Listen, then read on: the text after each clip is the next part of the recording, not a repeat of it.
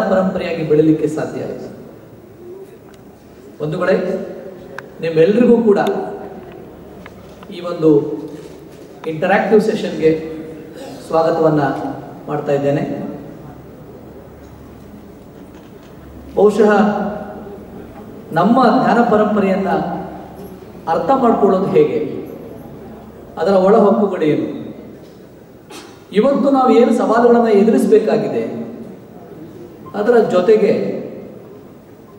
ಬರೀ ನಮ್ಮ ಪರಂಪರೆಯಲ್ಲಿ ಹಾಗಿತ್ತು ಹೀಗಿತ್ತು ಅಂತ ಹೇಳ್ತಾ ಇರ್ತೀವ, ಅಥವಾ ನಾವು ಅದನ್ನು ಮುಂದಕ್ಕೆ ತೆಗೆದುಕೊಂಡು ಹೋಗೋದು ಹೇಗೆ, ಅದನ್ನು ಉಪಯೋಗಿಸೋದು ಹೇಗೆ, ಅದು ನಮ್ಮ ಜೀವನದ ಭಾಗ ಆಗೋದು ಹೇಗೆ, ಮುಂದೆ ಅದರಲ್ಲಿ ಸಾಧನೆಗಳನ್ನು ಮಾಡೋದು ಹೇಗೆ, ಈ ಎಲ್ಲ ವಿಚಾರಗಳನ್ನು ಮಂಥನ ಮಾಡಲಿಕ್ಕೋಸ್ಕರ, ಚಿಂತನೆ ಮಾಡಲಿಕ್ಕೋಸ್ಕರ ಇವತ್ತು ನಮ್ಮ ಜೊತೆಗೆ ಪ್ರೊಫೆಸರ್ ಗಂಟಿ ಎಸ್ ಮೂರ್ತಿ ಅವರಿದ್ದಾರೆ.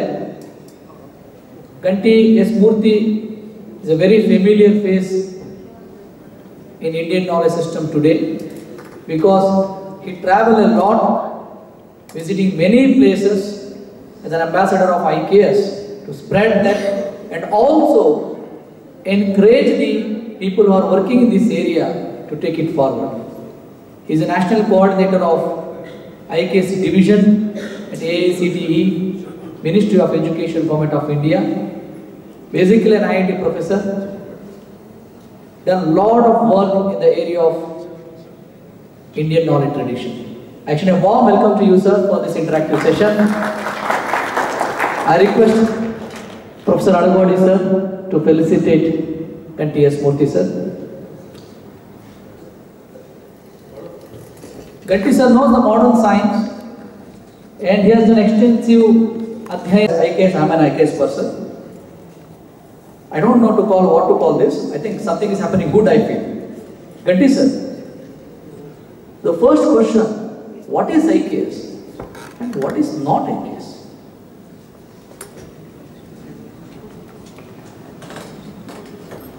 Once again, sir. Pitrupyo Namah, Gurupyo Namah, Sabhayi Namah, Sabhapadishya Namah. Vagarthayo Samprukto, Vagartha Pratipataye, Jagatak Pitaro Vande, Bharati Parmeshwar, Sabhayi Namah. Very good morning to all of you. So, when we talk about Bharatiya Jnana Parampara or the Indian knowledge systems, what is it that we are referring to? We simply think a little bit about it. Essentially, it is the knowledge that has been acquired, practiced, and disseminated in this land, Bharatavarsha, for several millennia by Indians living here and whose ancestors were there, and going back in all domains of human knowledge, whether we are talking about Laukika or Adhyatmika, all of those domains essentially would be Indian knowledge systems.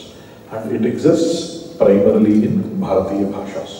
So Bharatiya Jnana Parampara exists in Bharatiya Bhashas and is expressed through the culture of this land. That is essentially what we can say is Bharatiya Jnana Parampara. And this also includes, when we say Bharatiya Jnana Parampara, there is no difference between the Desha and Marga Paramparas. That means the textual traditions, Shastra traditions, and the Deshiya traditions, or what we call as the Loka Paramparas, whether we are talking about knowledge that exists through oral, basically transmitted through primarily oral means, especially the tribal knowledge, basically if we are talking about arts, all of those things, stories, all of those things are part and parcel of Bharatiya Jnana Parampara. And when I said it encompasses all domains of human knowledge, it basically talks about the worldly, the Laukika aspects of it, whether we are talking about Ayurveda, metallurgy, physics, whether we are talking about Jivana Darshanas, or we are talking about the Adhyatma Darshanas, and so many, which has been transmitted in an unbroken way for millennia altogether. And what is not IKS is a very, very important thing to know. So when we think about IKS, so can I call the technology to make this IKS? Is a question, right? So if I think about it, maybe not. But the inspiration to do that and the buddhi to use it properly could be IKS. So to not become a slave of that, the tradition that gives me that kind of a buddhi would be IKS. But then the technology, because IKS is not a static thing, it is a continuously evolving thing. That is a very, very important thing to know. Because when we talk about it as a Bharatiya Jnana Parampara, is something that is continuously evolving. And what makes this Jnana Parampara Bharatiya is the very, very, very important thing. And if you think about it, is it the method? Is it let's say, the way that the Aryabhatta solved the equations that made it Bharatiya? Or is it the way that we grind the herbs together in Ayurveda that makes it Bharatiya? The methods keep evolving. The way that we use the methods has been changing and it will keep changing. So for example, we used to study things like, in Ayurveda, things like Varitara. So if you want to study the bhasmas, they would put some bhasma and then put it on water and then see whether it floats or not. Now you can use scanning electron microscope. You can use basically the TEM, or you can use Raman spectroscopy to study the same bhasma. So the methods will keep evolving. But what distinguishes this? Let's say we call it in Ganita as Bharatiya Ganita, we are calling Rasayana Shastra, the chemistry, as Indian chemistry. Bharatiya Rasayana Shastra is the drishti of that, basically looking at this Jnana Parampara. That means the way in which the perspective of this Jnana Parampara is unique, and that makes this knowledge system Bharatiya. To give you one example, when you talk about allopathy, so allopathy is a reductionist kind of a system. So in allopathy, there will be a lot of series of diseases that are there. The way that we look at a human body from an allopathic perspective is, you look at a human body, then you look at different organ systems. We have digestive system, nervous system, circulatory system, so on and so forth. And then we go on to different organs that are part of each of these systems. Then we go down to cells, we go down to molecules, and then we talk about all of those things. So it's a reductionist perspective. Whereas Ayurveda talks about how the Tridoshas have come from the Pancha Mahabhutas, and then the entire body, the Swasthya, is defined as Sama Dosha, Sama Knishya, and all that. So essentially it's a balance of the Tridoshas. So it is taking a systemic perspective. So the difference is in the kind of questions that the Bharatiya Jnana Parampara asks. The perspective is different. If I have to put it even more simply. So if you think about the countries that have attacked India, so I can take a time perspective and then say Greeks attacked India, Chinese attacked India, Pakistanis, Britishers, Portuguese, so on and so, French, all of those people. So that list is never going to be ending. That is enumerative or a reductionist perspective. I can frame the same question in a different way. Instead of taking a chronological time perspective, I can take a geographical perspective or a three-dimensional space perspective and then say, what are the three ways that India was attacked? Then it would be by sea, by land, or by air. There is no other possibility. Even the past ones and the future ones we will be able to accommodate in these three buckets: by land, by air, by sea. There is no other possibility. So this is geographical perspective of looking at the invasions of India. So Ayurveda is taking a look at it like that, a systemic perspective. So the questions that the Bharatiya perspective asks is unique, and that makes it basically very unique. So what is not will be in the drishti or the perspective of the Indian knowledge systems. I hope that was a long answer for a short question, but I think that makes sense, because the answer is long, but I think that is required even much discussion on this. And I think the answer is acceptable. That is more important. Otherwise, we will be always talking about IKS without understanding really what is IKS and what is not. Simply putting label will not help us to move on. Thank you very much. ಒಂದು incident ಅನ್ನು ನಾನು narrate ಮಾಡ್ತೀನಿ. ನನ್ನ ಮಗನನ್ನ ಒಂದು ಹಳೆಯ ಪ್ರಾಚೀನ ದೇವಸ್ಥಾನದ ಜಾತ್ರೆಗೆ, ನಮ್ಮೂರು ಜಾತ್ರೆಗೆ ಕರ್ಕೊಂಡು ಹೋದಾಗ, ಆ ದೇವಸ್ಥಾನದಲ್ಲಿ ದೇವರಿಗೆ ಒಂದು ಛತ್ರಿ ಚಾಮರಗಳ ಜೊತೆ ಒಂದು ಛತ್ರಿ ಹಿಡಿದಿದ್ರು. ಅದು ಓಲೆಗರಿಯ ಹಳೆಯ ಕಾಲ ಛತ್ರಿ. ಆವಾಗಿಂದ ಅದನ್ನ ಅವರಷ್ಟು ಚೆನ್ನಾಗಿ ಇಟ್ಕೊಂಡ್ ಬಂದಿದ್ರು ಗೊತ್ತಿಲ್ಲ. ಅದಕ್ಕೊಂದು ಒಂದು ಲೋಹದ ಸಲಾಕೆ ಕೂಡ ಇತ್ತು. ಅವನು ಏನು ಅಂತ ಕೇಳಿದ್ರೆ ದೇವರ ಛತ್ರಿಯಪ್ಪ ಅಂತ ಹೇಳಿದೆ. ಮನೇಲಿ ಬಂದಾಗೆಲ್ಲ ಇವಾಗೆಲ್ಲ ಬಟನ್ ಗೋಡೆಗಳೆಲ್ಲ ಜಾಸ್ತಿ. ಸೊ ಆ ಥರ ಛತ್ರಿಗಳೇ ಬೇಕಲ್ಲ. ಹಳೆಯದೊಂದು ನಮ್ಮ ತಾತನ ಕಾಲ ಛತ್ರ ಹೀಗೆ ಬಿಡಿಸಿದ್ರೆ ಆ ಬಿಲ್ ಸಮೇತ ಎಳಿತಾ ಇತ್ತಲ್ಲ ಆ ಥರ ಛತ್ರ. ನನಗನ್ಸಿದ್ದು ಇದು ಯಾವುದೋ ಹಳೇದನ್ನ ಈಗಿನ ಹೊಸ ಹುಡುಗ ಕೇಳ್ತಾ ಇದ್ದಾನಲ್ಲ, ಇದು ನನಗೆ ಈ ಛತ್ರ ನನಗೆ ಓಕೆ, ಮಡ್ಸಕ್ಕಾಗಲ್ಲ ಕಣೋ ಓಕೆ, ಕಷ್ಟ ಕಣೋ ಓಕೆ. ನಿಮಗೆ ನನ್ನ ಪ್ರಶ್ನೆ, ಈ IKS ಹಳೇದ ಮತ್ತು ಅದು ರಿಲೆವೆಂಟಾ ಇವತ್ತಿಗೆ? ಜೈ ಶ್ರೀರಾಮ್. ರಾಮಾಯ ರಾಮಭದ್ರಾಯ ರಾಮಚಂದ್ರಾಯ ವೇದಸೆ ರಘುನಾಥಾಯ ನಾಥಾಯ ಸೀತಾಯ ಪತಯೇ ನಮಃ. IKS ಎಷ್ಟು ರಿಲೆವೆಂಟ್, ಎಷ್ಟು ಸಂಬದ್ಧವಾಗಿದೆ ನಮ್ಮ ಜೀವನದಲ್ಲಿ ಅನ್ನೋದು ನಾನು ತುಂಬ ಸಣ್ಣದಾಗಿ ಹೇಳ್ತೇನೆ, ಯಾಕಂದರೆ ನಮ್ಮ ವಿಷಯದ ವ್ಯಾಪ್ತಿ ತುಂಬ ದೊಡ್ಡದಾಗಿದೆ. ಯಾವುದೇ ಒಂದು ವ್ಯವಸ್ಥೆ ರಿಲೆವೆಂಟ್ ಆಗೋದು ಯಾವಾಗ ಅಂತಂದರೆ ಅದರಲ್ಲಿ 3 ಅಂಶಗಳಿರಬೇಕು. ಒಂದು, ನಮ್ಮ IKS ಇಂಡಿಯನ್ ನಾಲೆಜ್ ಸಿಸ್ಟಮ್ ಏನಿದೆಯಲ್ಲ, ಭಾರತೀಯ ತತ್ವ ಪರಂಪರೆ, ಇದರಲ್ಲಿ 3 ಅಂಶಗಳಿವೆ: ಜ್ಞಾನ, ವಿಜ್ಞಾನ, ತತ್ವಜ್ಞಾನ. IKS ಅಂತಂದ್ರೆ ಏನು? ಜ್ಞಾನ, ಇನ್ಫಾರ್ಮೇಷನ್. ವಿಜ್ಞಾನ, ಆ ಇನ್ಫಾರ್ಮೇಷನ್ನ ನೀವು ಲಾಜಿಕಲ್ ಆಗಿ ಅಪ್ಲೈ ಮಾಡಿ ನೆಕ್ಸ್ಟ್ ಅದರಿಂದ ಏನು ರಿಸಲ್ಟ್ ಬರ್ತಲ್ಲ ಅದನ್ನು ನೀವು ಫಿಲಾಸಫಿಯಾಗಿ ಕನ್ವರ್ಟ್ ಮಾಡಿದ ಮೇಲೆ ಸಿಗೋದು ತತ್ವಜ್ಞಾನ. ಸೊ ಇನ್ಫಾರ್ಮೇಷನ್, ಜ್ಞಾನ, ಲಾಜಿಕಲ್ ಅಪ್ರೋಚ್, ವಿಜ್ಞಾನ. ಆಮೇಲೆ when you are starting to leave it then it will be ತತ್ವಜ್ಞಾನ. This is IKS. ನಮ್ಮ ಒಂದು ಶಾಸ್ತ್ರಗಳಲ್ಲಿ ಯುಕ್ತಿ ಇಲ್ಲದ್ದು, ಇಲ್ಲಾಜಿಕಲ್ ಆದದ್ದು ನಾವು ಕಾಣೋಲ್ಲ. If it is illogical, totally we discard it. ಅವ್ರು ಯಾರೇ ಇರಲಿ, ವಿತೌಟ್ ಗುಡ್ ಪೂರ್ವ ಪಕ್ಷ ನಾವು ಯಾವುದನ್ನು ಎಂಟರ್ಟೈನ್ ಮಾಡಿಲ್ಲ. ವಾಟ್ ಈಸ್ IKS ಅಂತಂದ್ರೆ, ನಾವು ಯಾವಾಗಲೂ ರಿಸೀವ್ ಮಾಡಿದ್ದೀವಿ. ಯಾರನ್ನು ಗೊತ್ತಾ? ಈ ದೇಶ ರಿಸೀವ್ ಮಾಡಿರೋದು ಒಬ್ಬ ಚಾರ್ವಾಕನನ್ನ. ಚಾರ್ವಾಕ ಇನ್ ದ ಸೆನ್ಸ್ ಅವನು ನಾಸ್ತಿಕ. ನಾಸ್ತಿಕನನ್ನು ನಾವು ದಾರ್ಶನಿಕ ಅಂತ ಹೇಳಿದ್ದೀವಿ. ಎಥಿಯಿಸ್ಟ್ ಕನ್ಸಿಡರ್ ಆದ್ರೆ ದಾರ್ಶನಿಕ. ಅವನನ್ನು ನಾವು philosophy, because he is living. ಅವನು ತನ್ನ ಆಲೋಚನೆಗಳನ್ನ, ಈಸ್ ಲಿವಿಂಗ್ ಹಿಸ್ ಥಾಟ್ಸ್.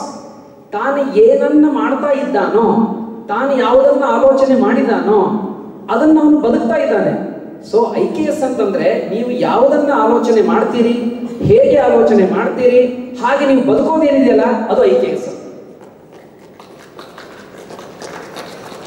ತಂದೆ ತಾಯಿಗಳು, ನಾವು ಸಣ್ಣವರಿದ್ದಾಗ ಮಕ್ಕಳು,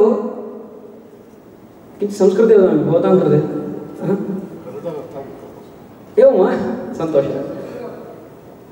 ನಮ್ಮ ಮಕ್ಕಳಿದ್ದಾಗ ತಂದೆ ತಾಯಿಗಳು ನಮ್ಗೆ ಕೊಡ್ತಾರಲ್ಲ ಅದು ಇನ್ಫಾರ್ಮೇಶನ್. ನಮ್ಮ ಕುಲದ ಬಗ್ಗೆ, ನಮ್ಮ ಊರಿನ ಬಗ್ಗೆ, ನಮ್ಮ ಮನೆಯ ಬಗ್ಗೆ, ಅದು ಇನ್ಫಾರ್ಮೇಶನ್. ಅದು ನಿಮಗೆ ಈಗ ನೀವು ಅದನ್ನ ಜ್ಞಾನ ಅಂತ ಇಟ್ಕೊಳ್ರಿ. ನಾನು ಶಾಸ್ತ್ರೀಯ ದೃಷ್ಟಿಯಲ್ಲಿ ಜ್ಞಾನ ಪದವನ್ನು ಬಳಸ್ತಾ ಇಲ್ಲ. ಎಲ್ಲರಿಗೂ ಸಾಮಾನ್ಯವಾಗಿ ಏನು ಒಂದು ಸವಕಲ ನಾಣ್ಯ ಇದೆಯಲ್ಲ ಅದನ್ನು ಬಳಸ್ತಾ ಇದ್ದೀನಿ. ಅದು ಜ್ಞಾನ, ಇನ್ಫಾರ್ಮೇಶನ್. ನೀವು ಅದನ್ನ ಆಮೇಲೆ ಅಪ್ಲೈ ಮಾಡಿ ನೋಡ್ತೀರಿ.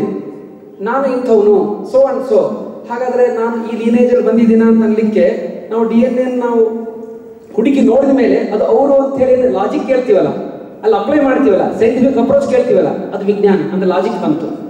ಆಮೇಲೆ ಹೌದು ನಾನು ಇಂತಹ ಕುಲದವನು, ನಾನು ಇಂಥವನು, ನಾನು ಭಾರತೀಯ ಅಂತ ಏನು ನಮಗೊಂದು ಕನ್ಸೀವ್ ಶುರುವಾಗುತ್ತಲ್ಲ, ನಾವು ಅದನ್ನು ಒಪ್ಕೊಳ್ತೀವಲ್ಲ, ಅದನ್ನ ನಾವು ಲೀವ್ ಮಾಡ್ಲಿಕ್ಕೆ ಶುರು ಮಾಡ್ತೀವಲ್ಲ, ಅದು ತತ್ವಜ್ಞಾನ, ಅದು ಫಿಲಾಸಫಿ ಆಗುತ್ತೆ. IKS ಏನು ಅಂತಂದ್ರೆ ಇದಿಷ್ಟೇ. ನೀವು convert your information in your actual process. ಅದು ಯಾವುದು ಅಂತಂದ್ರೆ ಅದು ಲಾಜಿಕಲ್ ಆಗಿರಬೇಕು. Next start to leave it. ಜ್ಞಾನ, ವಿಜ್ಞಾನ, ತತ್ವಜ್ಞಾನ, ಇದು ಇಂಡಿಯನ್ ನಾಲೆಜ್ ಸಿಸ್ಟಮ್. ಯಾವುದು ಇಂಡಿಯನ್ ನಾಲೆಜ್ ಸಿಸ್ಟಮ್ ಅಲ್ಲ ಅಂತಂದ್ರೆ, ಯಾವುದಲ್ಲ ಅಂತಂದ್ರೆ ಜಾಡ್ಯ, ಮೌಢ್ಯ ಹಾಗೂ ಆಢ್ಯತೆ. ನಾವು ಇನರ್ಷಿಯಾ, ಆಲಸ್ಯ ಇಲ್ಲ, ಜಾಡ್ಯ ಇಲ್ಲ, ಮೌಢ್ಯ ಇಲ್ಲ. ಇದು ಬಹಳ ತಪ್ಪು ತಿಳ್ಕೊಂಡಿದ್ದಾರೆ. ನೀವು ಅವಕಾಶ ಇದ್ದಾಗ ಪರ್ಸನಲ್ ಆಗಿ ಕೇಳ್ಬೋದು, ಆಮೇಲೆ ನನ್ನ ಜೊತೆ ಸಾಕಷ್ಟು ವಿಚಾರಗಳನ್ನು ಮಾಡಬಹುದು. ಮೌಢ್ಯ ಎಲ್ಲೂ ಅವಕಾಶ ಕೊಟ್ಟಿಲ್ಲ. ಮೌಢ್ಯಕ್ಕೆ ಸರ್ವಕಾರದ ತಂತ್ರದಲ್ಲಿ ಏನೇ ವ್ಯವಸ್ಥಿತವಾಗಿ ಅದನ್ನು ಹೊರಗಿಡುವಂತಹ ಪ್ರಯತ್ನಗಳನ್ನ ನಮ್ಮ ಪ್ರತಿಯೊಂದು ರಾಜ್ಯಶಾಸ್ತ್ರದಿಂದ ಹಿಡಿದು ಪುರಾಣದ ತನಕ ಮೌಢ್ಯಕ್ಕೆ ಅವಕಾಶ ಕೊಟ್ಟರೆ ಅಧಃಪಾತವಾಗುವುದು ನಮ್ಮ ಆಧಾರ ಸ್ತಂಭ, ಸಾಮಾಜಿಕ ಆಧಾರ ಸ್ತಂಭ. ಮೌಢ್ಯಕ್ಕೆ ಅವಕಾಶ ಇಲ್ಲದೇನೆ ವ್ಯವಸ್ಥೆ ಮಾಡಿದ್ದಾರೆ. ಆಚರಣೆಯಲ್ಲಿ ಬಂದದ್ದು ಹೇಗೆ ಅದು ಬೇರೆ ವಿಷಯ. ಮೂಲತಃ ಗ್ರಂಥದಲ್ಲಿ ಮೌಢ್ಯಕ್ಕೆ ಎಲ್ಲೂ ಅವಕಾಶ ಇಲ್ಲ. ಜಾಡ್ಯ ಮೌಢ್ಯ ಹಾಗೂ ಎಲ್ಲವೂ ಇದ್ದು ಆಢ್ಯ. ಕೋನ್ಯೋಸ್ತಿ ಸದೃಶೋಮಯ, ನನ್ನನ್ನು ಮೀರಿಸೋನು ಯಾರೂ ಇಲ್ಲ ಎನ್ನುವುದಕ್ಕೆ ಭಾರತೀಯ ತತ್ವಜ್ಞಾನ ಪರಂಪರೆಯಲ್ಲಿ ಅವಕಾಶ ಇಲ್ಲ, ಎಲ್ಲರಿಗೂ ಅವಕಾಶ ಇದೆ. ಇದಕ್ಕೆ ಒಂದೇ ಉದಾಹರಣೆ ಅಂತಂದ್ರೆ, ಈಗ ಅವರು ನಮ್ಮ ಮೂರ್ತಿಯವರು ಒಂದು ಉಲ್ಲೇಖ ಮಾಡಿದರು, ಭೌತಸ್ಯ ಉಲ್ಲೇಖ ಕೃತ, you have quoted about mathematics. ನಾವು ಅದನ್ನ ಯಾವ ಮಟ್ಟಿಗೆ ನಾವು ಅಂಬಲ್ ಅಂತ ಹೇಳ್ತೀನಿ ಕೇಳ್ರಿ.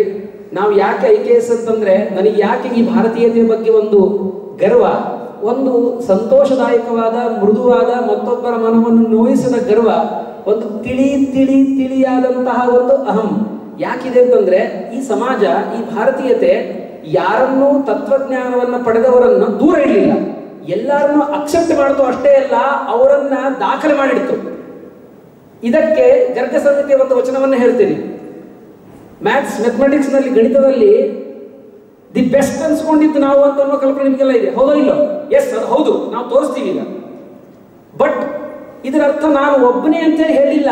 ನಮ್ಮ ಋಷಿಗಳ ಆಲೋಚನೆ, ನಮ್ಮ ಪೂರ್ವಾಚಾರ್ಯರ ಆಲೋಚನೆ ಎಷ್ಟು ಸ್ಪಷ್ಟ ನಿಖರ ಅಂತಂದ್ರೆ, ಜ್ಞಾನ ಎಲ್ಲಿದೆಯೋ ಅವನ ಬಳಿ ಹೋಗು, ಅವನಿಗೆ ಗೌರವಿಸು, ಅವನನ್ನು ದಾಖಲೆ ಮಾಡು, ಹಿಸ್ಟ್ರಿಯಲ್ಲಿ ಅವನ ಹೆಸರನ್ನು ಉಳಿಯುವಂತೆ ಮಾಡು. ಉದಾಹರಣೆಗೆ ಗಣಿತ ನಮ್ಮಲ್ಲಿ ಚೆನ್ನಾಗಿದೆ, ನಾವು ಒಂದೇ ಶ್ರೇಷ್ಠ ಅಲ್ಲ. ಮ್ಲೇಚ್ಛಾಹಿ ಅವನಾಸ್ತೇಷು ಸಮ್ಯಕ್ ಶಾಸ್ತ್ರವಿದಂ ಸ್ಥಿತಂ ಋಷಿವತ್ತೇಪಿ ಪೂಜ್ಯಂತೆ ದೈವಜ್ಞಾಃ ಕಿಂ ಪುನರ್ ದ್ವಿಜಾಃ. ಗರ್ಗ ಸಂಹಿತಾಯಾಂ ಇದಂ ವಚನಂ ಉಲ್ಲಿಖಿತಮಸ್ತಿ. ಮ್ಲೇಚ್ಛೇಷು ಇದಂ ಶಾಸ್ತ್ರಂ ಗಣಿತಶಾಸ್ತ್ರಂ ಸಮ್ಯಕ್ ಬರ್ತದೆ. They are following it, they are teaching it, they are living it. So because they must be treated as a rishi. ಅವರನ್ನ ಋಷಿ ಅಂತ ಹೇಳುತ್ತೆ ಈ ದೇಶ. ಇದು IKS. ಇದನ್ನ ದಾಖಲೆ ಮಾಡಿದ್ದು ಮ್ಲೇಚ್ಛರ ತತ್ವಜ್ಞಾನದ ಬಗ್ಗೆ ದಾಖಲೆ ಸಿಗೋದು ಮೊದಲು ಭಾರತೀಯ ತತ್ವಜ್ಞಾನದಲ್ಲಿ, ಭಾರತೀಯ ಇತಿಹಾಸದಲ್ಲಿ. ಹೀಗೆ ಒಂದು ಭಾರತೀಯರ ಬಗ್ಗೆ ಇತಿಹಾಸದಲ್ಲಿ ಪ್ರಾಮಾಣಿಕವಾದಂಥ ಇತಿಹಾಸ ಯುರೋಪ್ನವರು ತೋರಿಸರು ಪ್ರಾಚೀನ ಕಾಲದಲ್ಲಿ. ಇದು IKS ಯಾವುದು ಅಂತಂದ್ರೆ, ಯಾವುದನ್ನು ಆಲೋಚನೆ ಮಾಡುತ್ತೋ ಅದನ್ನು ಬದುಕುತ್ತೆ, ಯಾರಲ್ಲಿ ಆಲೋಚನೆ ಇದೆಯೋ ಅವರನ್ನು ಗೌರವಿಸುತ್ತೆ. ಇದು IKS. ನಿಮ್ಮನ್ನು ಕೇಳಬೇಕು ಅಂತ ನನಗೆ ಅನಿಸ್ತದೆ ಒಂದು ಕ್ಷಣಕ್ಕಾದರೂ. ಯಾಕೆ ಅಂತ ಹೇಳಿದ್ರೆ, ಇವತ್ತು ರಿಲೆವೆಂಟ್ ಆಗೋದಕ್ಕೆ ಸೈಂಟಿಫಿಕ್ ಆಗಿರಬೇಕು ಅಂತಿದೆ. ಯಾವುದು ಸೈಂಟಿಫಿಕ್ಕೋ ಅದನ್ನು ಅಕ್ಸೆಪ್ಟ್ ಮಾಡ್ಕೋಬೇಕು ಅನ್ನುವಂಥ ಒಂದಿದೆ. ಮತ್ತೆ IKS ಅಂತ ಯಾರಾದರೂ ಹೇಳಿದ ತಕ್ಷಣ ನಾವೇನಾದ್ರು IKS ಅಂತಂದ್ರೆ ಪ್ರಶ್ನೆ ಮಾಡೋಗಿಲ್ಲ. ಪ್ರಶ್ನೆ ಮಾಡಿದ್ರೆ ನೀವು IKS ಅವ್ರ ಹತ್ರ ಪ್ರಶ್ನೆ ಮಾಡಿ, ಅವ್ರ ಮುಂದಕ್ಕೆ ಉತ್ತರ ಕೊಡಲ್ಲ ಅಥವಾ ಅವ್ರು ಪಲಾಯನ ಮಾಡ್ತಾರೆ ಅಂತ. ಅಂದರೆ IKS ಸೈಂಟಿಫಿಕ್ ಅಲ್ವಾ? ಮತ್ತು IKS ಅಲ್ಲಿ ಪ್ರಶ್ನೆ ಮಾಡೋದೇ ಇಲ್ವಾ? ನಾನೀಗ ಅದಕ್ಕೆ ಉತ್ತರ ಕೊಟ್ಟೆ. ನಮ್ಮಲ್ಲಿ ಇಂಥ ಒಂದು ಗ್ರಂಥ ತೋರಿಸ್ರಿ, ಯಾವುದನ್ನ ಪೂರ್ವಪಕ್ಷ ಮಾಡದೇನೆ ಒಪ್ಕೊಂಡಿದ್ದೀವಿ. Without Purvapaksha, we established Siddhanta. There is no single treatise in our Indian philosophy. ಮುಕ್ತವಾದಂತಹ ಅವಕಾಶ ಜಗತ್ತಿಗೆ. ಡಿಬೇಟ್ ಅಂದ್ರೆ ಏನು, ಯಾಕೆ ಡಿಬೇಟ್ ಮಾಡಬೇಕು? ಗ್ರೀಕಿನ ಡೆಮೋಕ್ರಸಿಯಲ್ಲಿ, ಪ್ರಜಾಪ್ರಭುತ್ವದಲ್ಲಿ ಒಂದು ವ್ಯವಸ್ಥಿತವಾದಂತಹ ಸಂವಾದ, ಎ ಡೈಲಾಗ್. ಗ್ರೀಕ್ ದಾರ್ಶನಿಕರ ಡೈಲಾಗ್ ಇದೆಯಲ್ಲ, ಆ ಡೈಲಾಗ್ ಕಲ್ಪನೆ ಅಪ್ರೋಚ್ ಕೊಟ್ಟದ್ದೇನೆ ಭಾರತ. ಅದಕ್ಕೆ ನೀವು ಬಂದು ನನ್ನನ್ನ ಅವಶ್ಯವಾಗಿ ಪ್ರಮಾಣಗಳನ್ನು ಕೇಳಬಹುದು. ಅವರೇ ಕೋಡ್ ಮಾಡಿದಂತಹ ಪ್ರಮಾಣಗಳನ್ನು ಕೊಡಬಲ್ರಿ. ನಮ್ಮಲ್ಲಿ ಪ್ರಶ್ನೆಗಳು ಇಲ್ಲದೆ ಹಾಗೂ ಪ್ರಶ್ನೆಗೆ ಒಳಗಾಗದೆ ಒಂದು ಸಿದ್ಧಾಂತವನ್ನ ಸ್ಥಾಪಿಸಲಿಕ್ಕೆ ಆಗ್ತಾ ಇದ್ದಿದ್ದಿಲ್ಲ. ಉದಾಹರಣೆಗೆ ಕಾಶ್ಮೀರದ ಸರಸ್ವತಿ ಮಂದಿರ ಇರಬಹುದು, ಯಾವುದೇ ವಿದ್ಯಾಪೀಠಗಳಿರ್ಬೋದು. ತಾನು ಯಾವುದನ್ನೇ ಕಂಡುಕೊಂಡ ತಕ್ಷಣ ಅವನು ಅಲ್ಲಿ ಹೋಗಿ ಥೀಸಿಸ್ ಅನ್ನು ಸಬ್ಮಿಟ್ ಮಾಡಿ, ಅದರ ಬಗ್ಗೆ ಚರ್ಚೆಗಳನ್ನ ಮಾಡಿ, ಆ ಚರ್ಚೆಗಳಲ್ಲಿ ಇವನಿಗೆ ಸರಿಯಾದ ಸಮರ್ಪಕವಾದ ಉತ್ತರ ಬಂದು, ನಾವು ಥೀಸಿಸ್ ಸಬ್ಜೆಕ್ಟ್ ಕೊಟ್ಟ ಮೇಲೆ ಅದು ಬರೀ ಸಬ್ಮಿಟ್ ಆದ್ಮೇಲೆ ಅದು ಬರೀ ಅವಾರ್ಡ್ ಮಾಡೋದಲ್ಲ, ಅದು ಎಷ್ಟು ಜನೋಪಯೋಗಿ. ನೀನು ಮಾಡಿದ ಸಂಶೋಧನೆಯಿಂದಾಗಿ ಅದು ಯಾವ ಮಟ್ಟಿಗೆ ಸಮಾಜಕ್ಕೆ ಉಪಯೋಗವಾಗುತ್ತೆ. ಮಂಗಳೂರಿನ ಸ್ಥಾನದಲ್ಲಿ ಆಟೋಗಳ ಸಂಖ್ಯೆಗೆ ನಿಖರವಾದಂಥ ಬೆಲೆ ಏನು ಅನ್ನುವ ಥೀಸಿಸ್ಗಳನ್ನು ನಾವು ಎಂದು ಕೊಟ್ಟಿಲ್ಲ.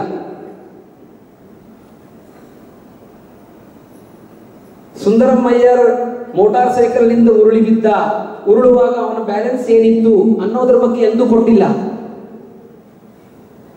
ಇವುಗಳ ಬಗ್ಗೆ ಅವು ಅವಾರ್ಡ್ ಸಿಗ್ತಿದ್ದಿಲ್ಲ. ಅಷ್ಟೇ ಅಲ್ಲ, ಆಲೋಚನೆಯೇ ಬರ್ತಿದ್ದಿಲ್ಲ. ಯಾಕೆ ಅಂತಂದ್ರೆ ಸಮಾಜೋಪಯೋಗಿ ಅದು 3ರಿಂದ ಸಮಾಜಕ್ಕೆ ಉಪಯೋಗಿ ಆಗುತ್ತೆ. ಒಂದು, ಮನಸ್ತೃಪ್ತಿ, ಆತ್ಮಶಾಂತಿ ಸಿಗುತ್ತಾ ನಿನ್ನ ಥೀಸಸ್ನಿಂದ, ಅಥವಾ ಅದು ಇಲ್ಲ. ಶಾರೀರಿಕವಾದಂತಹ ಯಾವುದಾದರೂ ಸಮಸ್ಯೆಯನ್ನು ಕಡಿಮೆ ಮಾಡುತ್ತಾ, ಇಲ್ಲ. ಅಥವಾ ನೇರವಾಗಿ ಪ್ರಚೋದನೆಯನ್ನ, ವಿಚಾರವನ್ನ, ಪ್ರೇರಣೆಯನ್ನು ಕೊಡುತ್ತಾ. ಈ 3 ಇಲ್ಲ ಅಂದ್ರೆ ಅದನ್ನು ಥೀಸಿಸ್ ಮಾಡ್ತಿದ್ದಿಲ್ಲ, ಪ್ರಶ್ನಿಸ್ತಿದ್ರು. ಅಷ್ಟೇ ಅಲ್ಲ, ಸ್ವತಃ ತಾನು ಮಾಡಿದ್ದನ್ನ ಮುಂದಿಡ್ತಿದ್ರು. ಉದಾಹರಣೆಗೆ ಒಂದೇ ಒಂದು ಉದಾಹರಣೆ ಹೇಳಬೇಕು ಅಂತಂದ್ರೆ, ನೈಷಧ ಅನ್ನೋ ಒಂದು ಕಾವ್ಯವಿದೆ. ನೈಷಧ ಕಾವ್ಯ ಜಗದ್ವಿಖ್ಯಾತ ವಿದುಷಾಧ್ಯಯನ ಕೃತಂ ತಾದೃಶ ಸಮೋ ನಾಸ್ತಿ ಪಂಡಿತಃ ಪರಂ ಕಿಂ ಕರೋತಿ ಕಾವ್ಯ ಪ್ರಕಾಶಸ್ಯ ಸ್ವಸ್ಯ ಮಾತುಲಸ್ಯ ನಿಕಟೆ ಗತ್ವ ಸಮರ್ಪಯತಿ. ತಾನು ಮಾಡಿದ ಒಂದು ಗ್ರಂಥವನ್ನ ತನ್ನ ಸೋದರ ಮಾವ ಅವನ ಮೂಲಕ ಶಿಷ್ಯರ ಬಳಿಗೆ ಇಟ್ಟು, ಆಮೇಲೆ ಇದು ಯೋಗ್ಯ ಅಂತಂದ ಮಾತ್ರ ನಾನು ಇದನ್ನು ಹೊರಗೆ ಬಿಡ್ತೇನೆ. ಯಾಕಂದ್ರೆ ಪ್ರಶ್ನಿಸದೆ ಒಪ್ಪಿಕೊಳ್ಬೇಡ್ರಿ.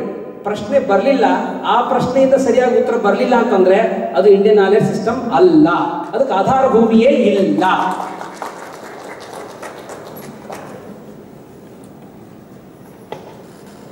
Questioning, logical reasoning, authenticating it, then accept it. That's the very foundation of the Bharatiya Jnana Parampara or Indian knowledge system. It was scientific, it is scientific, so that's the reason the worldwide the Indian knowledge system has been accepted. So questions ಕೇಳಬಹುದು, ಕೇಳಬೇಕು. ಅದು ಮಾತ್ರ ದೇವರಿಗೆ question ಕೇಳಿದವರು ನಾವು, ದೇವರನ್ನೇ ಪ್ರಶ್ನೆ ಮಾಡಿದ್ರು, ದೇವರ ಬಗ್ಗೆನೇ ಪ್ರಶ್ನೆ ಮಾಡಿದವರು. ಇದಕ್ಕೆ ಹೇಳ್ತೀನಿ, ನಾವು ವೇದಗಳನ್ನ ಅಪೌರುಷೇಯ ಅಂತ ಹೇಳುವುದು ಇದೇ ಕಾರಣಕ್ಕಾಗಿ. ದೇವರೇ ಮಾಡಿದ್ದು ಅಂತ ಒಪ್ಪಿದ್ರೆ ದೇವರೇ ತನ್ನ ಬಗ್ಗೆ ಯಾಕೆ ಹೇಳ್ಕೊಂಡಿರಬಾರದು? ತನ್ನ ಮಹಿಮೆಯನ್ನ ತಾನೇ ಯಾಕೆ ಸ್ವಪ್ರಶಂಸೆಯನ್ನೇ ಮಾಡ್ಕೊಂಡಿರಬಾರದು?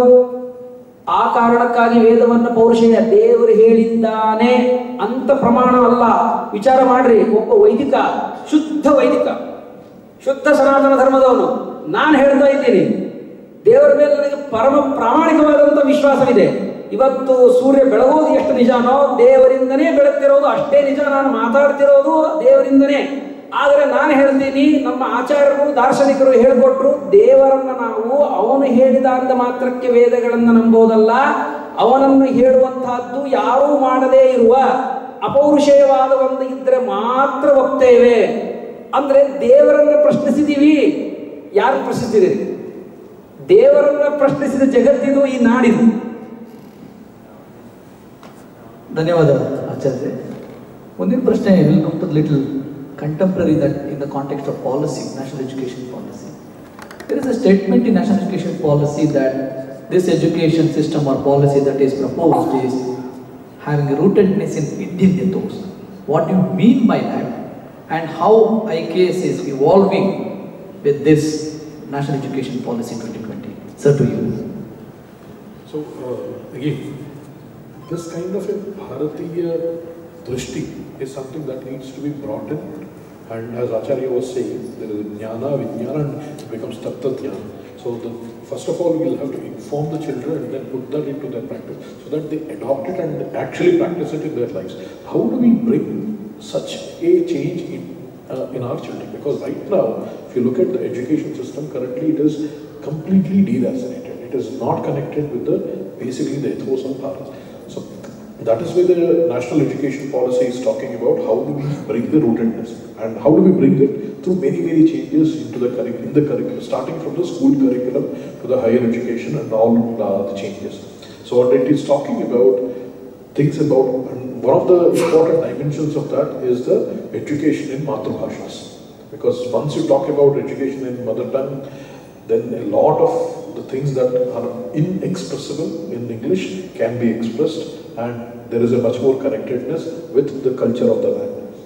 And second thing that we are also talking about is, again, how do we make them connected? And it's not just a classroom instruction, that again, in the Bharatiya perspective, we have always considered not just the Acharya as the sole source of knowledge, but everybody else around. So for example, I mean, the famous shloka says, Acharya Padamanante. Only 1/4 of education is in the classroom. 1/4 from our own self-study Swadhyaya, 1/4 from peers, and then 1/4 from the experiential learning.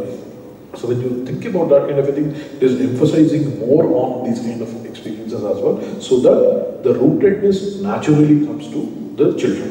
And so that because it is very, very important that as one of the only civilizations that is continuously living now, the ancient civilizations, if you look at Greek or Egypt or all of those, Chinese now, I mean, has been totally gone after the communist thing there, but essentially if you look at real continuity, it is only the Indian civilization that is continued. How do we maintain that?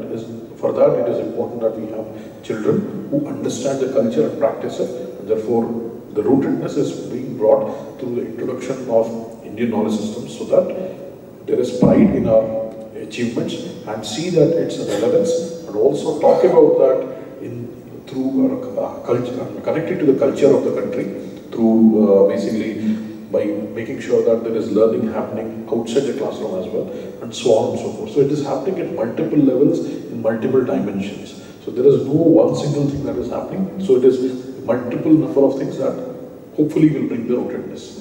Acharya, you want to answer?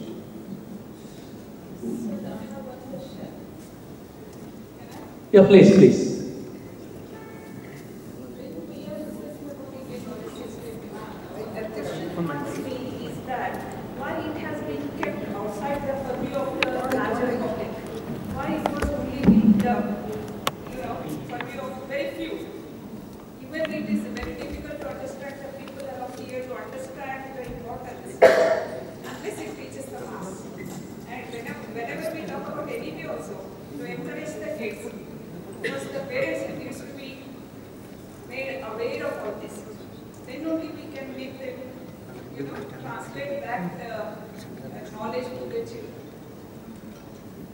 When it is confined to only few.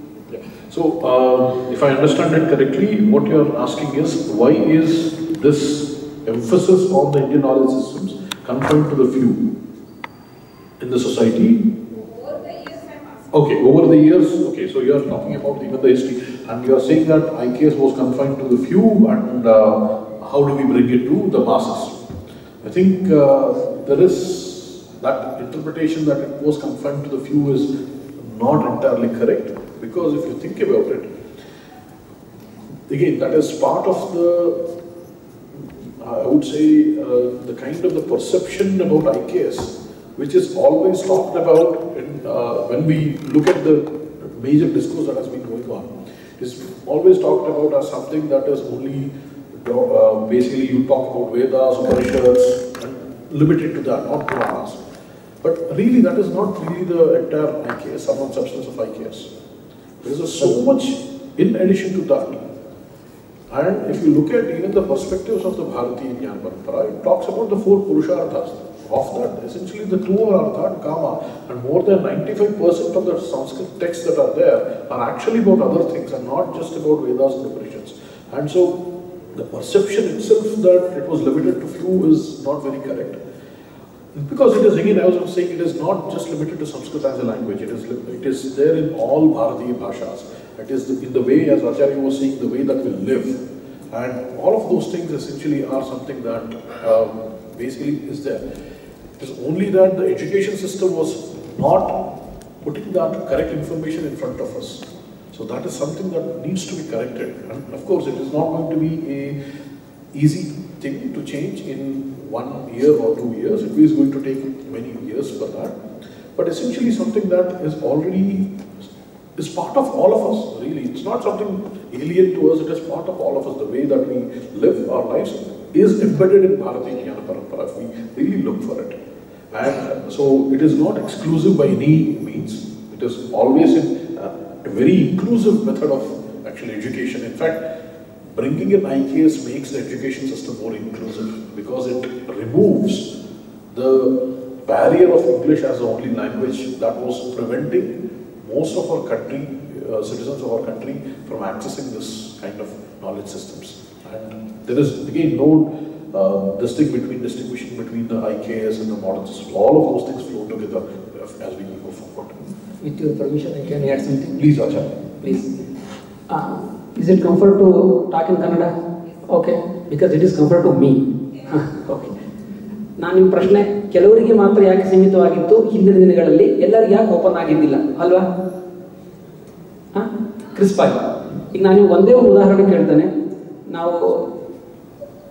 ನೀವು ನಿಮ್ಮ ಮಗುವಿಗೆ ಯಾವಾಗ ಹಾಲು ಕೊಡ್ತೀರಿ? ಹಸಿವಾದಾಗ ಕೊಡ್ತೀರೋ, ಅತ್ತ ಮೇಲೆ ಕೊಡ್ತೀರೋ, ಹಾಲು ಕೊಡ್ತಾನೆ ಇರ್ತೀರೋ? ಆಬ್ವಿಯಸ್ಲಿ ಹಸಿವಾದಾಗ ಅಮ್ಮ ಕೇಳಿದ್ರೆ ಕೊಡ್ತಾಳೆ ಅಲ್ವಾ? ಈಗ ನಾನು ವಿತ್ ಫ್ಯಾಕ್ಟ್ ಆನ್ ರೆಕಾರ್ಡ್ ಹೇಳ್ತಾ ಇದ್ದೀನಿ, ಇದು ಯಾರಿಗೆ ಅಪಿಟೈಟ್ ಆಫ್ ದ ನಾಲೆಡ್ಜ್ ಇತ್ತಲ್ಲ, ಅವರು ಎಲ್ಲರೂ ಇಲ್ಲಿ ಬಂದಿದ್ದಾರೆ, ಅವ್ರಿಗೆಲ್ಲರಿಗೂ ಕೊಟ್ಟಿದೆ ಈ ದೇಶ. Starting with BC, first name from Greek Pythagoras. ಅವನು ನೆಕ್ಸ್ಟ್ ನಮ್ಮ ಸ್ಲೈಡಲ್ಲಿದೆ, ಅವನಿಲ್ಲಿ ಹೇಗೆ ಬಂದಿದ್ದ ಅಂತ ಹೇಳಿ ಹಿಸ್ಟ್ರಿ ಆಫ್ ಗ್ರೀಸ್ನಲ್ಲಿ ಸ್ಪಷ್ಟವಾಗಿ ಹೇಳ್ತಾನೆ. ಒಂದು ವೇಳೆ ಏನಾದ್ರೂ ಪೈಥಾಗೋರಸ್ಗೆ ಹಸಿವಿದ್ದಿದ್ದಿಲ್ಲ ಅಂತಂದ್ರೆ ಅವನು ದೊಡ್ಡ ವಯಸ್ಸಿನ ಗ್ರೀಕ್ನಿಂದ ಇಂಡಿಯಾ ತನಕ ತಗೊಳ್ತಾ ಇದ್ದಿಲ್ಲ. ಅವನು ಇಲ್ಲಿ ಬಂದು what now it is acquired by each and every Indian and each and every world man, it is come down to us from only the bank of Ganges. ಇದು ಅವನ ಮಾತು. ಗಂಗೆಯ ತೀರದಿಂದ ನಮಗೆಲ್ಲವೂ ಸಿಕ್ಕತ್ತು, ಅದನ್ನು ಪಡೆಯೋದಕ್ಕಾಗಿ ಪೈಥಾಗೋರಸ್ ಇಲ್ಲಿಂದ ಬಂದ. ಇದು ಫ್ಯೂಗ್ ಅಲ್ಲ, ಪೈಥಾಗೋರಸ್ ಇಂದ ಶುರುವಾಗಿದ್ದು. ನಾನು ನಿಮಗೆ ಹೇಳ್ತೀನಿ, ಪೈಥಾಗೋರಸ್ BC, ನೆಕ್ಸ್ಟ್ ಫಾಯಿಯಾನ್, ನಲಂದ, ಹೊಯೆನ್ಸಾನ್, ಇವ್ರು ಯಾರು ಒಂದು ಸೆಕ್ಟ್ ಅಲ್ಲ, ಒಂದು ಕಮ್ಯುನ್ ಅಲ್ಲ, ಒಂದೇ ಒಂದು ಫ್ಯೂ ಪಾರ್ಟ್ ಏನಿದೆಯಲ್ಲ ನಿಮ್ಮ ತಲೆಯಲ್ಲಿ ಫ್ಯೂ ಅಂತಂದ್ರೆ ಯಾರಿದಾರಲ್ಲ ಅವ್ರು ಯಾರು ಅಲ್ಲ. ಇವರು ಬೌದ್ಧರಲ್ಲ, ಇವರು ಬೌದ್ಧರು, ಇವರು ಜೈನರು, ಇವರಿಗೆಲ್ಲರಿಗೂ ಓಪನ್ ಆಗಿತ್ತು. ಅಷ್ಟೇ ಅಲ್ಲ, ಇಲ್ಲಿ ಬಂದಿದ್ದು ಒಂದೇ ಅಲ್ಲ, Baghdad caliph 7th century from Ujjayini, Kankabhatta, he went to Ujjain, from Ujjain to Baghdad. ನಾವು ಇವತ್ತೇ ನ್ಯೂಮೆರಿಕಲ್ ಅರೇಬಿಕ್ ನಂಬರ್ಸ್ ಕೇಳ್ತೀವಲ್ಲ, ಅದನ್ನು ಫಸ್ಟ್ ಇದರಲ್ಲಿ ಪ್ರಚಾರ ಮಾಡಿದ್ದು ಖಲೀಫಾ. ಇವರನ್ನು ಕರೀತಾನೆ, ಉಜ್ಜೈನ್ ರಾಜನಿಗೆ ಆಹ್ವಾನ ಕೇಳ್ತಾನೆ, ನನಗೆ ಹೀಗೊಂದು ಒಳ್ಳೆ ಗಣಿತಜ್ಞ ಬೇಕಾಗಿದ್ದಾನೆ ಅಂತ ಹೇಳಿ ಅವನು ಗಣಿತಜ್ಞನ ಕಳಿಸ್ತಾನೆ. ಹೊರಗಿನ ದೇಶದಲ್ಲಿ ಕಂಕಭಟ್ಟ ಹೋಗಿ ಅವರಿಗೆ ಗಣಿತವನ್ನು ಪಾಠ ಮಾಡ್ತಾನೆ. It is quoted, it is recorded, you can see anything. Srinivasa Iyengar, history of maths. Next 7th century. After 7th century ಮುಂದೆ ಭೋಜ ಎಲ್ಲರಿಗೂ ಓಪನ್ ಮಾಡಿದ್ದ. ಓಕೆ, ಎಲ್ಲರಿಗೂ ಇದೆ. ಅವನು he is not in few sect ಲಾ. ನಾವು ಯಾರನ್ನ ಈಗ ನಾನು ನಿಮ್ಮಲ್ಲಿ ಒಂದು ಗಹನವಾಗಿ ಹೇಳ್ತೇನೆ, ಒಂದು ವರ್ಣದ ದೃಷ್ಟಿಯಿಂದ ಮಾತ್ರ ಈ ಶಬ್ದವನ್ನು ಬಳಸ್ತೇನೆ. ಅವ್ರು ಯಾವುದನ್ನು ಒಳಗೆ ಹೇಳಲಿಕ್ಕಿದಾಗಿಲ್ಲ, ಅವರನ್ನ ಅತ್ಯಂತ ಅವರ ಹೃದಯ ನನಗೆ ಅರ್ಥ ಆಗಿದೆ. ಕೇವಲ ಬ್ರಾಹ್ಮಣರಿಗೆ ಸೀಮಿತವಾಗಿದ್ದಿಲ್ಲ. ಭೋಜರಾಜನ ಏನು ಪ್ರಬಂಧಗಳನ್ನು ನಾವು ಓದ್ತಾ ಇದ್ದೇವೆ, ಅವನು ಬ್ರಾಹ್ಮಣನಲ್ಲ. ನೀವು ಬಹಳ ತಪ್ಪು ತಿಳುವಳಿಕೆ ಇದೆ. ಈಗ ನಾನು ಹೇಳ್ತಾ ಇದ್ದೀನಿ, ಎಸ್ ಐ ಆಮ್ ಬ್ರಾಹ್ಮಣ, proud Brahmin, proud Hindu Brahmin, Indian native. Yes, ನಾನು ನಿಮ್ಗೆ ಹೇಳ್ತಾ ಇದ್ದೀನಿ, ಇಲ್ಲಿ ಆ ವ್ಯವಸ್ಥೆ ಇದ್ದಿದ್ದಿಲ್ಲ. ಅವನ ಗ್ರಂಥಗಳನ್ನ ಮೇಡಮ್ ಅವನಿಗೆ ಪಾಠ ಹೇಳೋದಲ್ಲ, ನಾವು ಅವನು ಓದಿದ್ದೀವಿ. ನಾವು ಅವನು ಓದಿ ಅವನ ತಲೆ ಮೇಲೆ ಇಟ್ಕೊಂಡಿದ್ದೀವಿ. ಚಂಪು ರಾಮಾಯಣ, ಸಮರಾಂಗಣ ಸೂತ್ರಧಾರ, ಶೃಂಗಾರ ಪ್ರಕಾಶ, ಅಲಂಕಾರ ಸರ್ವಸ್ವ, ಇವೆಲ್ಲ ಅವನು ಮಾಡಿದ್ದು. ಅವರಿಗಾಗಿ ನಾವು ಯಾವಾಗಲೂ ಮುಕ್ತವಾದ ಅವಕಾಶ. ಔರಂಗಜೇಬನಣ್ಣ ದಾರಾಶಿಕೋ ಫಾರ್ಸಿಗೆ ತನ್ನ ಉಪನಿಷತ್ತುಗಳನ್ನೆಲ್ಲ ಟ್ರಾನ್ಸ್ಲೇಟ್ ಮಾಡ್ತಾನೆ. ಅವನಿಗೆ ಪಾಠ ಹೇಳಿದ್ದೆ ಯಾರು? ನನ್ ಬಿಟ್ಬಿಡ್ರಿ, ನನ್ ಬೇಡ್ರಿ. ಧರ್ಮಪಾಲ್ದು the beautiful tree and science and technology in 18th century in India, ಆ ಪುಸ್ತಕ ನೋಡ್ರಿ. ಮೆಕೆನ್ಸಿ, ಕನ್ನಡ ಮೆಕೆನ್ಸಿ ಗೆಜೆಟಿಯರ್, ಅವನು ಇದರಲ್ಲಿ ಭಾರತದಲ್ಲಿ ಎಷ್ಟು ಗುರುಕುಲಗಳಿದ್ದು, ಆಯಾ ಗುರುಕುಲಗಳಲ್ಲಿದ್ದಂತಹ ಜನಸಂಖ್ಯೆ ಯಾರು, ಹೆಚ್ಚಾಗಿ ಆಸ್ಟ್ರಾನಮಿ ಮತ್ತು ಆಯುರ್ವೇದವನ್ನ ನಾವು ಅಧ್ಯಯನ ಮಾಡ್ತಾ ಇದ್ದಿಲ್ಲ. ಗಣಿತದಂತಹ ಸೂಕ್ಷ್ಮ ಕ್ಷೇತ್ರವನ್ನ ಅವರಿಗೆ ನಾವು ಪಾಠ ಮಾಡ್ತಾ ಇದ್ವಿ. ಇನ್ನ ಸ್ಪಷ್ಟವಾಗಿ ನಿಮ್ಗೆ ಇನ್ನೂ ಹೇಳಬೇಕು ಅಂತಂದ್ರೆ, ಹಸಿದು ಬಂದವನನ್ನ ಹೇಗೆ ನಮ್ಮ ತಾಯಿ ಹಾಗೆ ಕಳಿಸಲ್ವೋ, ಮಗುವೇ ಆಗಿರಲಿ ಭಿಕ್ಷುಕನೇ ಆಗಿರಲಿ, ನಿಜವಾದ ಹಸಿವು ಇದೆ ಒಳಗೆ ಅವನಿಗೆ ಇದೆ, ಕೆನ್ನಾಲಿಗೆ ಚಾಚ್ತಾ ಇದೆ ಜ್ಞಾನಕ್ಕಾಗಿ ಅಂತಂದ್ರೆ, ಅವನಿಗೆ ಹೇಗಾದ್ರೂ ಮಾಡಿ ಒಬ್ಬ ಗುರು ಅವನಿಗೆ ಯಾವ ಕಾರಣಕ್ಕಾಗಿ ನಾ ಇನ್ನೊಂದು ದೂರ ಇಡ್ಲಿ, ಅವನನ್ನ ತಪಸ್ಸಿನ ಅಗ್ನಿಯಲ್ಲಿ ಮತ್ತೆ ಅದು ಬೇಕು. ಮತ್ತೆ ನಮ್ಮ ಜನ್ಮ ಬೀಜ ಏನಿದೆಯಲ್ಲ, ಆ ಜನ್ಮ ಬೀಜವನ್ನ ತಪೋವ್ರತಾಗ್ನಿಯಲ್ಲಿ ತ್ಯಾಗದಲ್ಲಿ, ಸಂಯಮದಲ್ಲಿ ಮತ್ತು ವೇದೋಕ್ತವಾದಂಥ ಅಧಿಕಾರಕ್ಕೆ ಬೇಕಾದಂತಹ ಸಂಘರ್ಷದಲ್ಲಿ ತಿಕ್ಕಿ ನೋಡಿ ಅವನಿಗೆ ಜ್ಞಾನವನ್ನು ಕೊಡ್ತಾ ಇದ್ರು. ಇದರಲ್ಲಿ ಯಾವುದೇ ವಿವಾದಗಳಿಲ್ಲ. ಹೀಗಾಗಿ ಇದೊಂದು ನೆರೇಷನ್ ಸೆಟ್ ಮಾಡಲಾಗಿದೆ, ವ್ಯವಸ್ಥಿತವಾಗಿ ನೆರೇಷನ್ ಸೆಟ್ ಮಾಡಲಾಗಿದೆ. ಕೇಳು ಇಲ್ಲ, ಫೈನ್, ನಾನು ಹೇಳಿದೆ.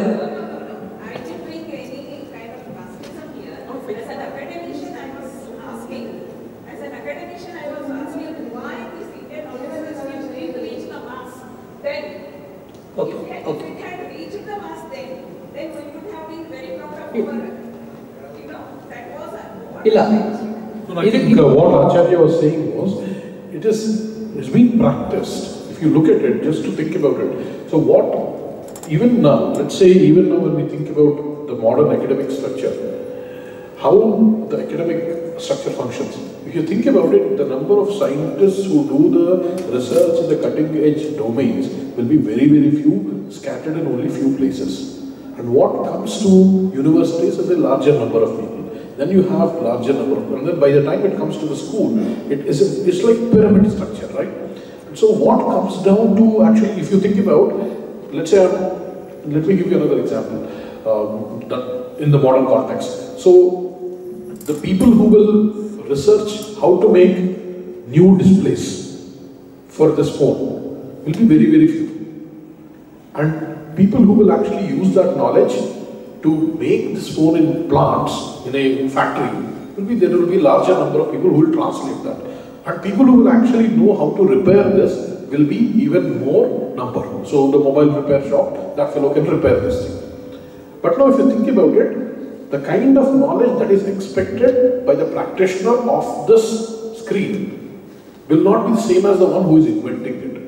So there are different levels of knowledge that is transmitted, and it is always that the number of practitioners will always be more than the number of inventors in any society, any time, anywhere, for any knowledge creation. So this was the same even in whether you talk about Bharatiya Jnana Parampara then, now, or modern science now, it is the same thing. So it is always that Indians practiced it. So for example, in the metallurgy, if you talk about it, we used to export hundreds of tons of, thousands of tons of steel from India, even in 1750s. So, and even now, if you look at the number of basically artisans that practice various arts, it's in millions.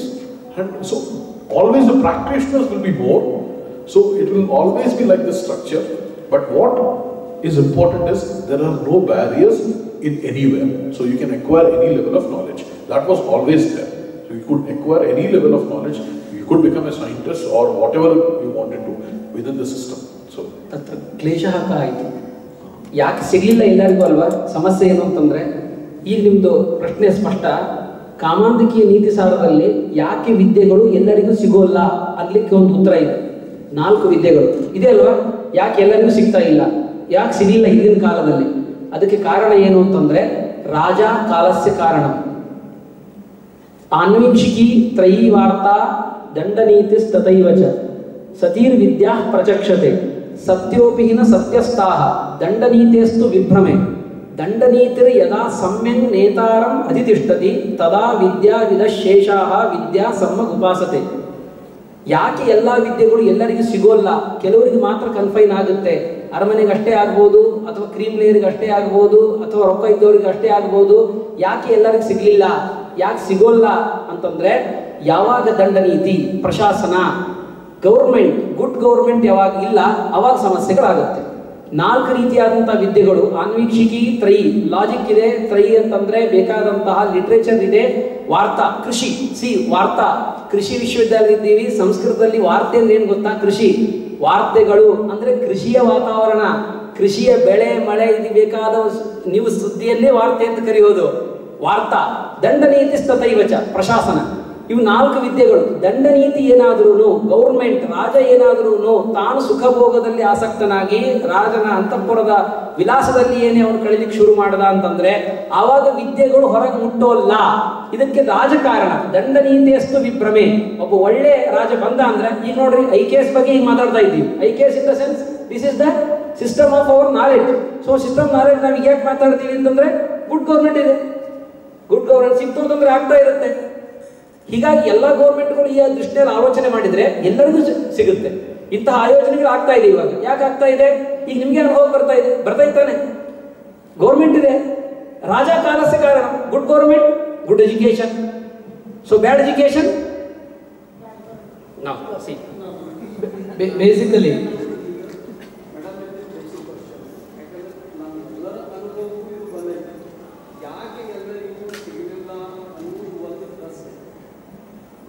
ಸತ್ಯ ನಮ್ಗೆಲ್ಲರಿಗೂ ಗೊತ್ತೈತಿ, ಇದು ಎಲ್ಲರಿಗೂ ಸಿಗಲಿಲ್ಲ.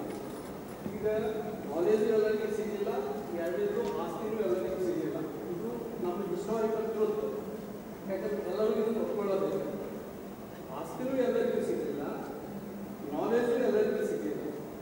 ಇದನ್ನ ಡಿಸಿಮಿನೇಟ್ ಆಗಬೇಕು ಅನ್ನೋದಕ್ಕೆ ನಾವು ಉತ್ತರ ಕೊಟ್ಟು ಅದು ಎಕ್ಸೆಪ್ಟ್ ಆಗುತ್ತೆ ರಾಜಕಾರಣ. ಯಾಕಂದ್ರೆ ಸೊಸೈಟಿ ಮೇಲೆ ರಾಜ ಎಲ್ಲೋ ಕೂಡ್ಕೊಂಡಿದ್ದ ಅಥವಾ ಡಾನ್ಸ್ ನೋಡ್ತಿದ್ದ, ಅದರ ಇಂಪ್ಯಾಕ್ಟ್ ಆಗುತ್ತಿಲ್ಲ. ಸೊಸೈಟಿ ಆಸ್ ಎ ಹೋಲ್ ಏನು ಪ್ರಾಕ್ಟೀಸ್ ಮಾಡುತ್ತೆ, ಏನು ಡಿಸಿಮಿನೇಟ್ ಮಾಡುತ್ತೆ, ತನ್ನ ಏನು ಮುಚ್ಚಿಡುತ್ತೆ, ಯಾರು ಹೊರಗಿಡುತ್ತೆ ಅನ್ನೋದ್ರ ಮೇಲೆ ಇರುತ್ತೆ. ಇದು ಬಹಳ ಇಂಪಾರ್ಟೆಂಟ್ ಕ್ವಶನ್ ಐತಿ. ಈಗ ಈ ಇಡೀ ಡಿಸ್ಕಷನ್ಗೆ ನಾನು ಕನ್ಕ್ಲೂಷನ್ ಹೇಳಿ ಮುಂದಕ್ಕೆ ಹೋಗ್ತೀನಿ, ಇಲ್ಲಾಂದ್ರೆ ನಾನು ಪ್ರಶ್ನೆ ಪತ್ರಿಕೆ ಹಾಗೆ ಉಳಿದು.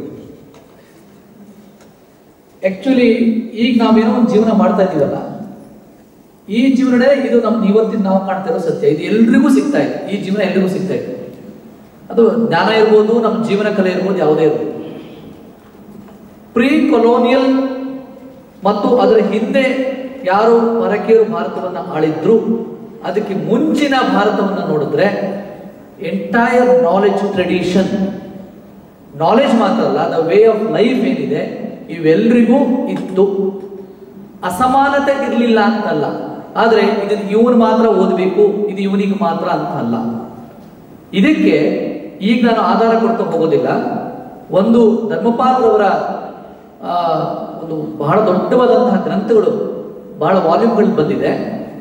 ನನ್ನ ಸಜೆಷನ್ ನಿಮ್ಮೆಲ್ಲರಿಗೂ ಕೂಡ ಸಮಯ ಮಾಡಿಕೊಂಡು ಲೈಬ್ರರಿಗಳಿಗೆ ಹೋಗಿ ಧರ್ಮಪಾಲರ ಒಂದಾದ್ರೂ ಗ್ರಂಥ, ಬ್ಯೂಟಿಫುಲ್ ಟ್ರೀ ಆದರೂ ಅಟ್ಲೀಸ್ಟ್ ಒಂದಾದ್ರೂ ಕೂಡ ನೋಡಿ. ಇಲ್ಲಾಂದ್ರೂ ಸೀರೀಸ್ ಇದೆ ಗ್ರಂಥ, ಅದರಲ್ಲಿ ಬಹಳ ವೈಜ್ಞಾನಿಕವಾಗಿ ವಿಷಯಗಳನ್ನು ವಿಶ್ಲೇಷಣೆ ಮಾಡಿ, ನಾವೇನೋ ಎಲ್ಲದಕ್ಕೂ ಪ್ರೂಫ್ ಕೇಳ್ತೀವಲ್ಲ, ಅದನ್ನು ಕೋಟ್ ಮಾಡಿ ಧರ್ಮಪಾಲರು ಬರೀತಾರೆ.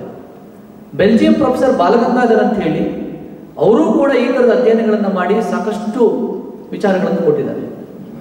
ಪ್ರೊಫೆಸರ್ MS ಚೈತ್ರ ನಮ್ಮ ಕರ್ನಾಟಕದವರು, ಅವರು ಮತ್ತು ಅವರ ಸಂಶೋಧನಾ ತಂಡ ಸಾಕಷ್ಟು ಕೆಲಸ ಮಾಡಿ ಬಹಳ ಎಲ್ಲರಿಗೂ ಅರ್ಥವಾದ ಸುಲಭವಾದ ಭಾಷೆಯಲ್ಲಿ ಲೇಖನಗಳನ್ನು ಮತ್ತು ಪುಸ್ತಕಗಳನ್ನು ಕೂಡ ಅವರು ಹೊರಗಡೆ ತಂದಿದ್ದಾರೆ. ಇದರಲ್ಲಿ ಅವರು ಈ ಪ್ರೀ ಕೊಲೋನಿಯಲ್ ಮತ್ತು ಹಿಂದಿನ ಆಳ್ವಿಕೆ, ಅದರ ಹಿಂದೆ ಏನಿತ್ತು ಎಲ್ಲರಿಗೂ ಸಿಗ್ತಾ ಇತ್ತಿದು, ಇದು ಒಬ್ರಿಗೆ ಸೇರುವಂಥದ್ದಲ್ಲ. ಈ ನಾಲೆಜ್ ಟ್ರೆಡಿಷನ್ ಆಗಿರಲಿ ಅಥವಾ ಬೇರೆ ಯಾವುದೇ ತರವಾದಂಥ ವಿಷಯ ಆಗಿರಲಿ, ಜೀವನ ಕ್ರಮ ಆಗಿರಲಿ ಇತ್ತು. ಆದರೆ ಸಿಸ್ಟಮ್ಯಾಟಿಕಲಿ ಅದನ್ನ ಪರ್ಪಸ್ ಗೊತ್ತಿಲ್ಲ, ಡೆಲಿಬ್ರೇಟ್ಲಿ ಅಂತ ನಾನು ಹೇಳಕ್ ಹೋಗಲ್ಲ, ಬಟ್ ಸಿಸ್ಟಮ್ಯಾಟಿಕಲಿ ಅಂತ ಹೇಳ್ತೀನಿ. ಬಟ್ ಡೆಲಿಬ್ರೇಷನ್ ಆಗಿರ್ಬೋದು, ಡೆಲಿಬ್ರೇಟ್ಲಿ ಮಾಡಿರ್ಬೋದು.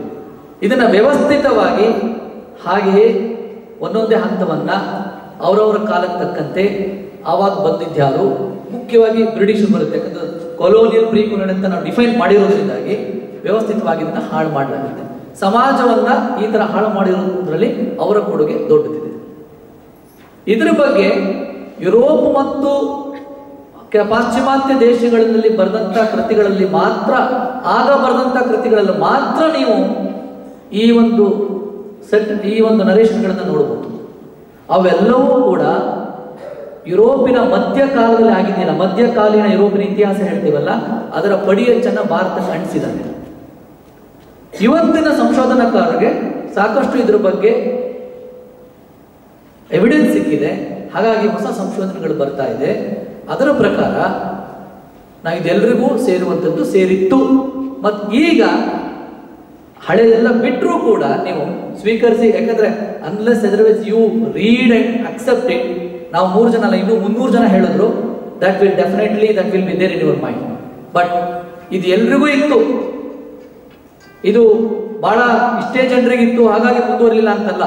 ಆದರೆ ಯಾವುದೋ 2 ಪ್ರಮುಖವಾದ ಕಾಲಘಟ್ಟದಲ್ಲಿ ಇದನ್ನು ವ್ಯವಸ್ಥಿತವಾಗಿ ಸಮಾಜದಿಂದ ಬೇರ್ಪಡಿಸಿದ್ರಿಂದಾಗಿ ಅದ ನಂತರದಲ್ಲಿ ಇದು ಎಲ್ರಿಗೂ ಸಿಗದೆ ಹೋಯಿತು.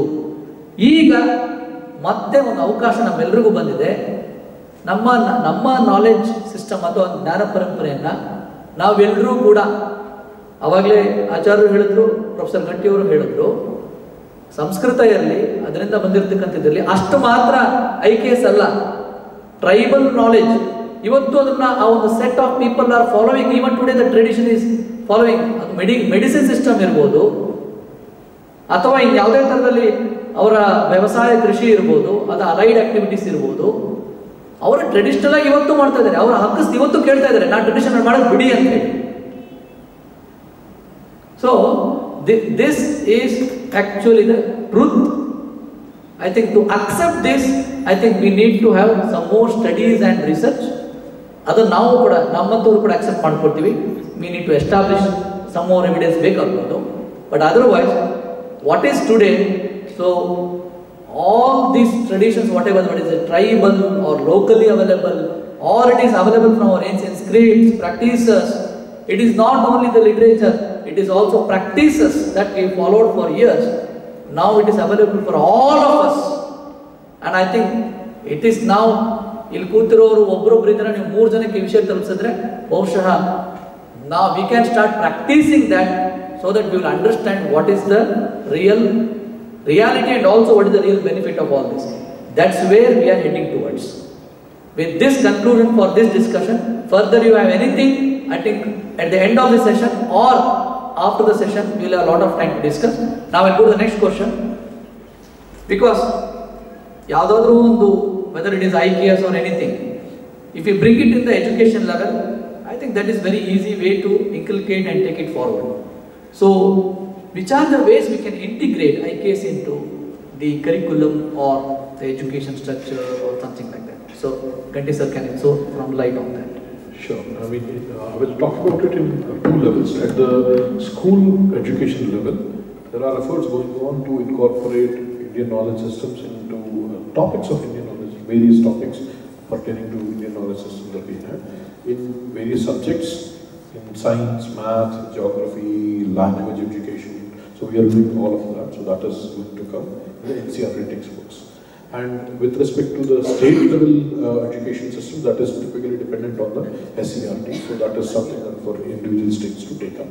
But in addition to that, there are also many other organizations which are bringing out textbooks and various materials at the school level. Now coming to the undergraduate and postgraduate levels, the UGC had last year formulated guidelines which were about incorporating Indian knowledge systems into the undergraduate and postgraduate curriculums. So it is mandatory now that 5% of the total undergraduate curriculum credits must be devoted to Indian knowledge systems. There also, one of the things that we need to understand is, when we talk about Indian knowledge systems, it is a very vast area. So it is like saying science, arts and philosophy and engineering. So it's really, I mean, nobody can study all of that at once. One person cannot study all of these things. So because it is so vast.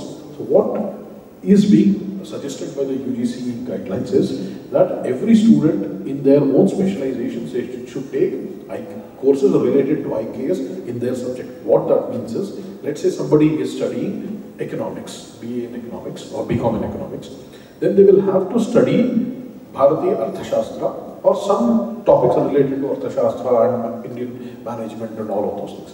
So let's say somebody is studying mathematics, doing undergraduate courses in mathematics.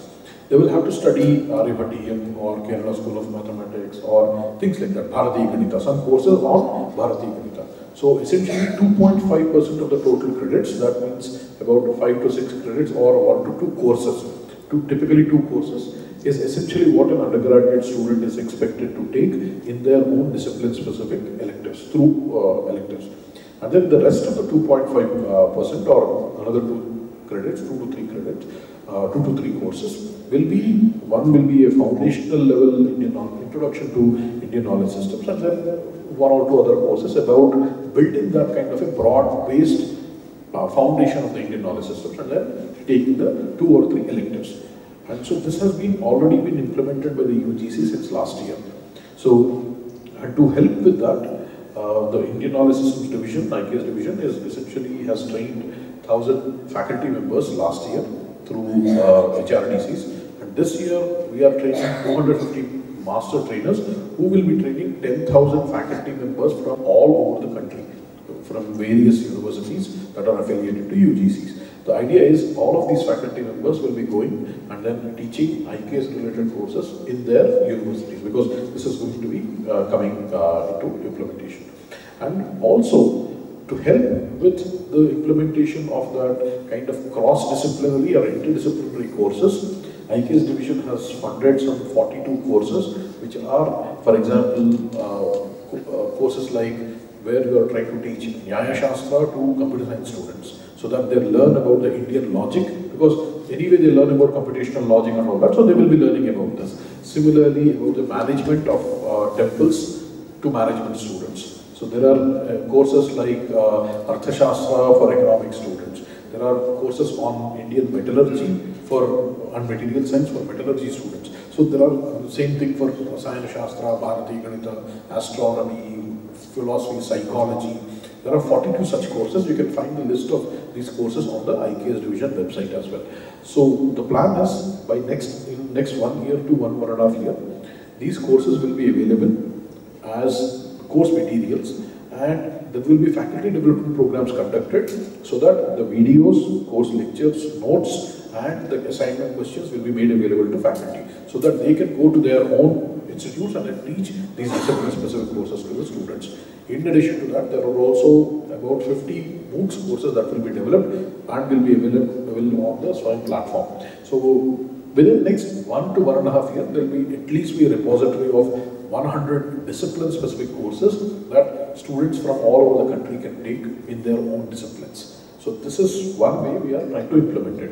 And then to train the faculty further, there was another committee of the UGC which was talking about the teacher training guidelines. So in the induction programs now of any UGC affiliated faculty induction programs, 10% of the content of the induction program is basically going to be devoted to the IKS, and similarly there will be refresher courses, so that the faculty members who are in their mid-level career, they can refresh themselves and then get into this IKS in their own disciplines, because they already have the training in their own disciplines and they can leverage that and branch into each of these very specific disciplines of the IKS across board. So these are some of the initiatives that are going on. Commendable work is going on. I think it is very much required also to reach the mass through our education system. I think it is an opportunity for all of us, we are in academic world, to get courses on, because you said 100+ courses will be available with material.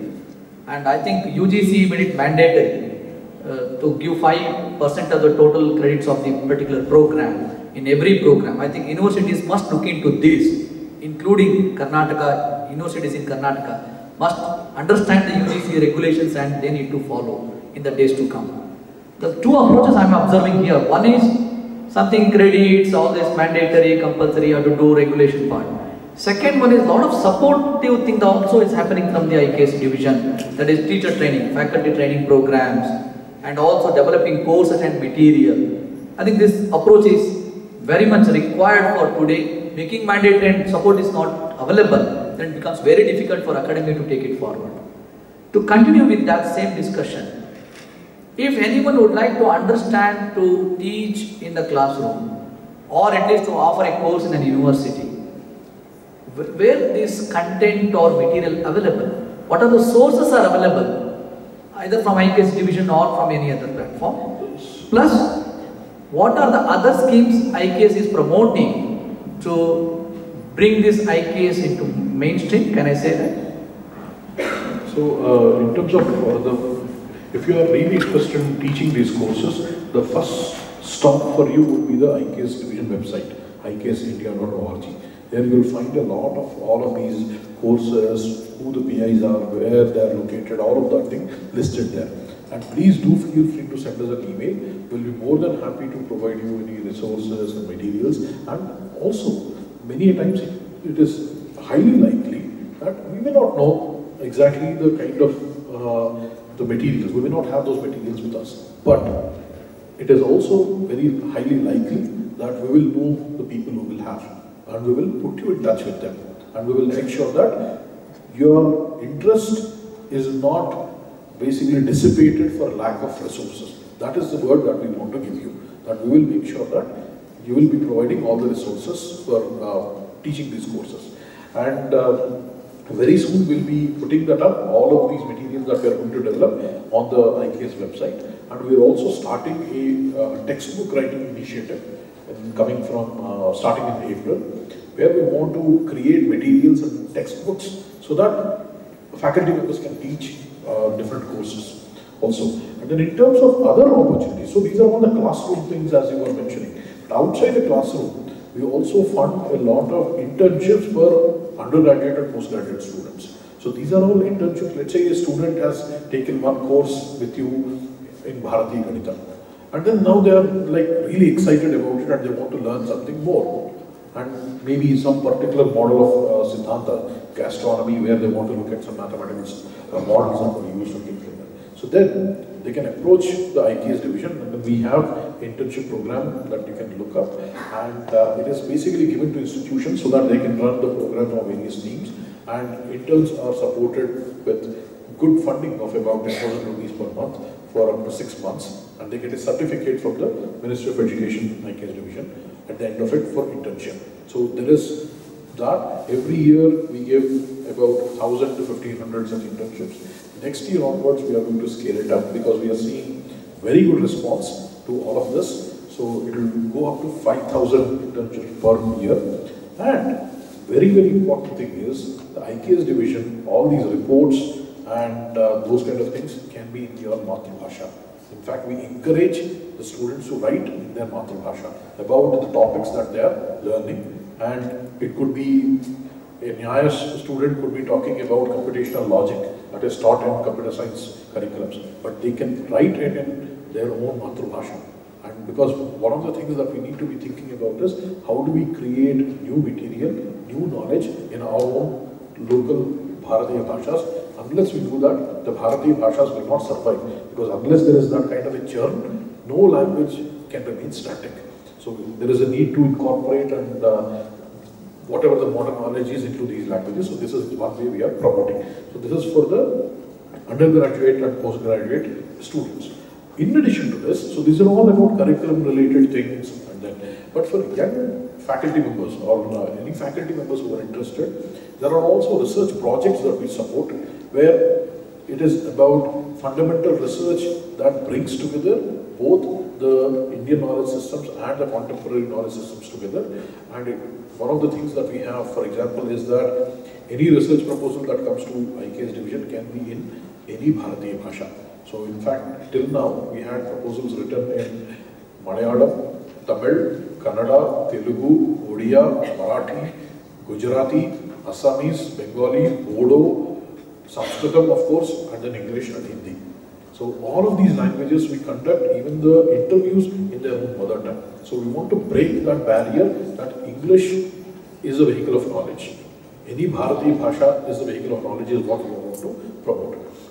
And then these research projects are in various disciplines, and coming year onwards, we are going to have these things through DST, ICSR and various organizations with that. So there are opportunities for doing fundamental research, there are opportunities for teaching these courses in the class, and also for the students to go and do internships. There are all these possibilities. I think a number of initiatives that you have taken. I think internship is one such initiative where thousands of students are getting benefit, and also they are introduced, they are exposed to Indian knowledge system. I think that is very much required. All of us can get the benefit out of this. We can apply to the IKS division whenever they announce. We get funds and also a lot of support, material, mentoring to carry out all this so that we can integrate the content into each of our subjects. Whether we are going to offer an IKS subject exclusively or not. Now we have not reached a stage where we can offer a program in IKS. We don't know any program with complete IKS. People are doing Bhishma School of from Pune. They are developing complete programs, IKS based programs even in the management, MBA in IKS based MBA.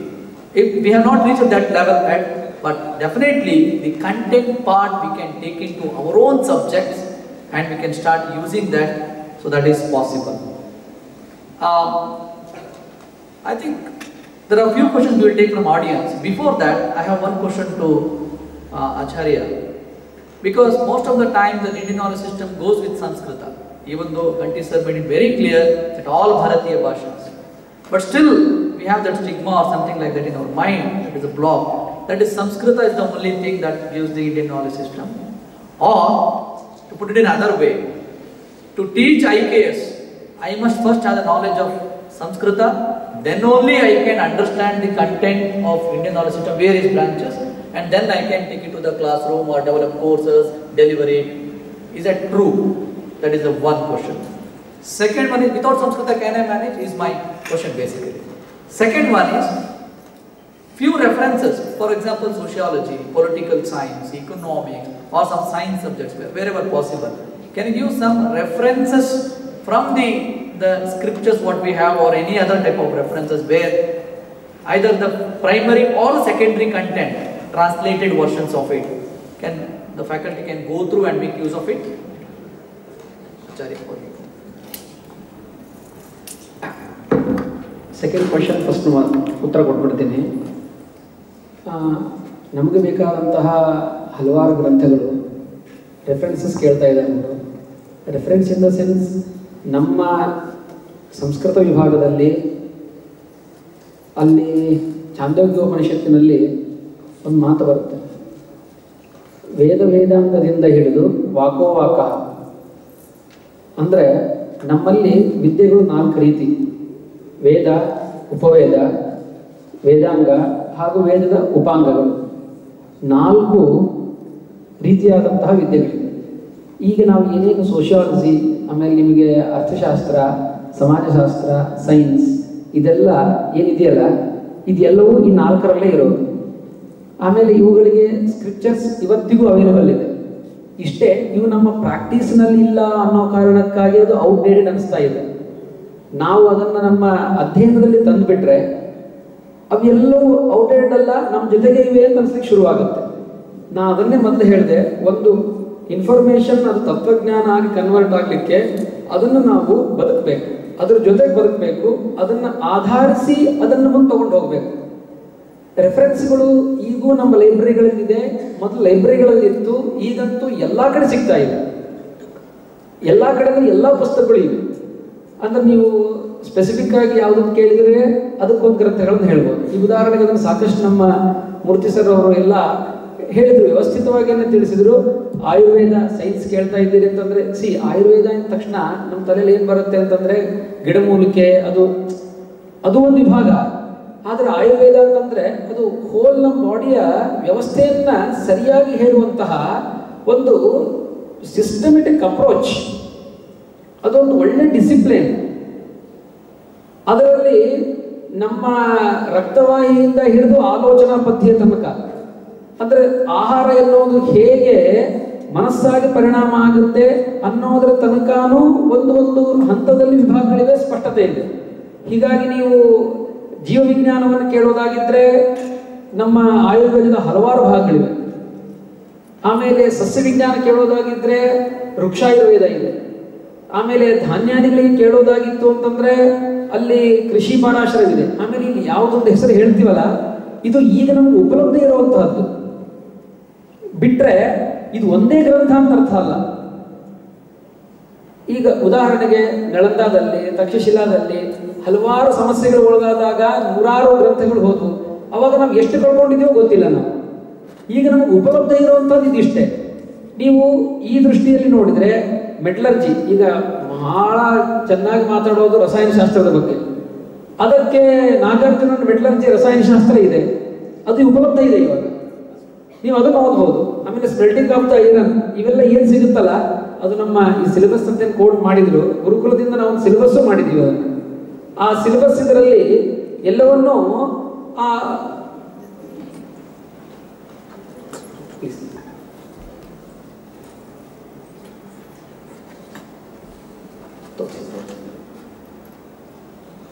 History text book ಇದು 7th standard ಮತ್ತು 6th standard ಮಾಡಿರುವಂಥದ್ದು. ಪ್ರದೀಪಿಕಾ ಅಂತ. ಅಂದರೆ ಈ ಥರ content ಬೇರೆ ಬೇರೆ ರೂಪದಲ್ಲಿ at all levels available, different from the different sources. ಈ ಪುಸ್ತಕಗಳಲ್ಲಿ ಈಗ ನಾನು ಯಾವುದನ್ನ ಹೇಳಬೇಕು ಅಂತ ಹೊರಟಿದ್ದೀನಿ, ಅದ್ರ ಸುಮ್ಮನೆ ಸಮಯ ಹೋಗುತ್ತೆ. ಮಕ್ಕಳು ಮುಂದೆ ಒಂದು ಮ್ಯಾಥ್ಸ್ ಇದನ್ನು ತೋರಿಸೋರಿದ್ದಾರೆ.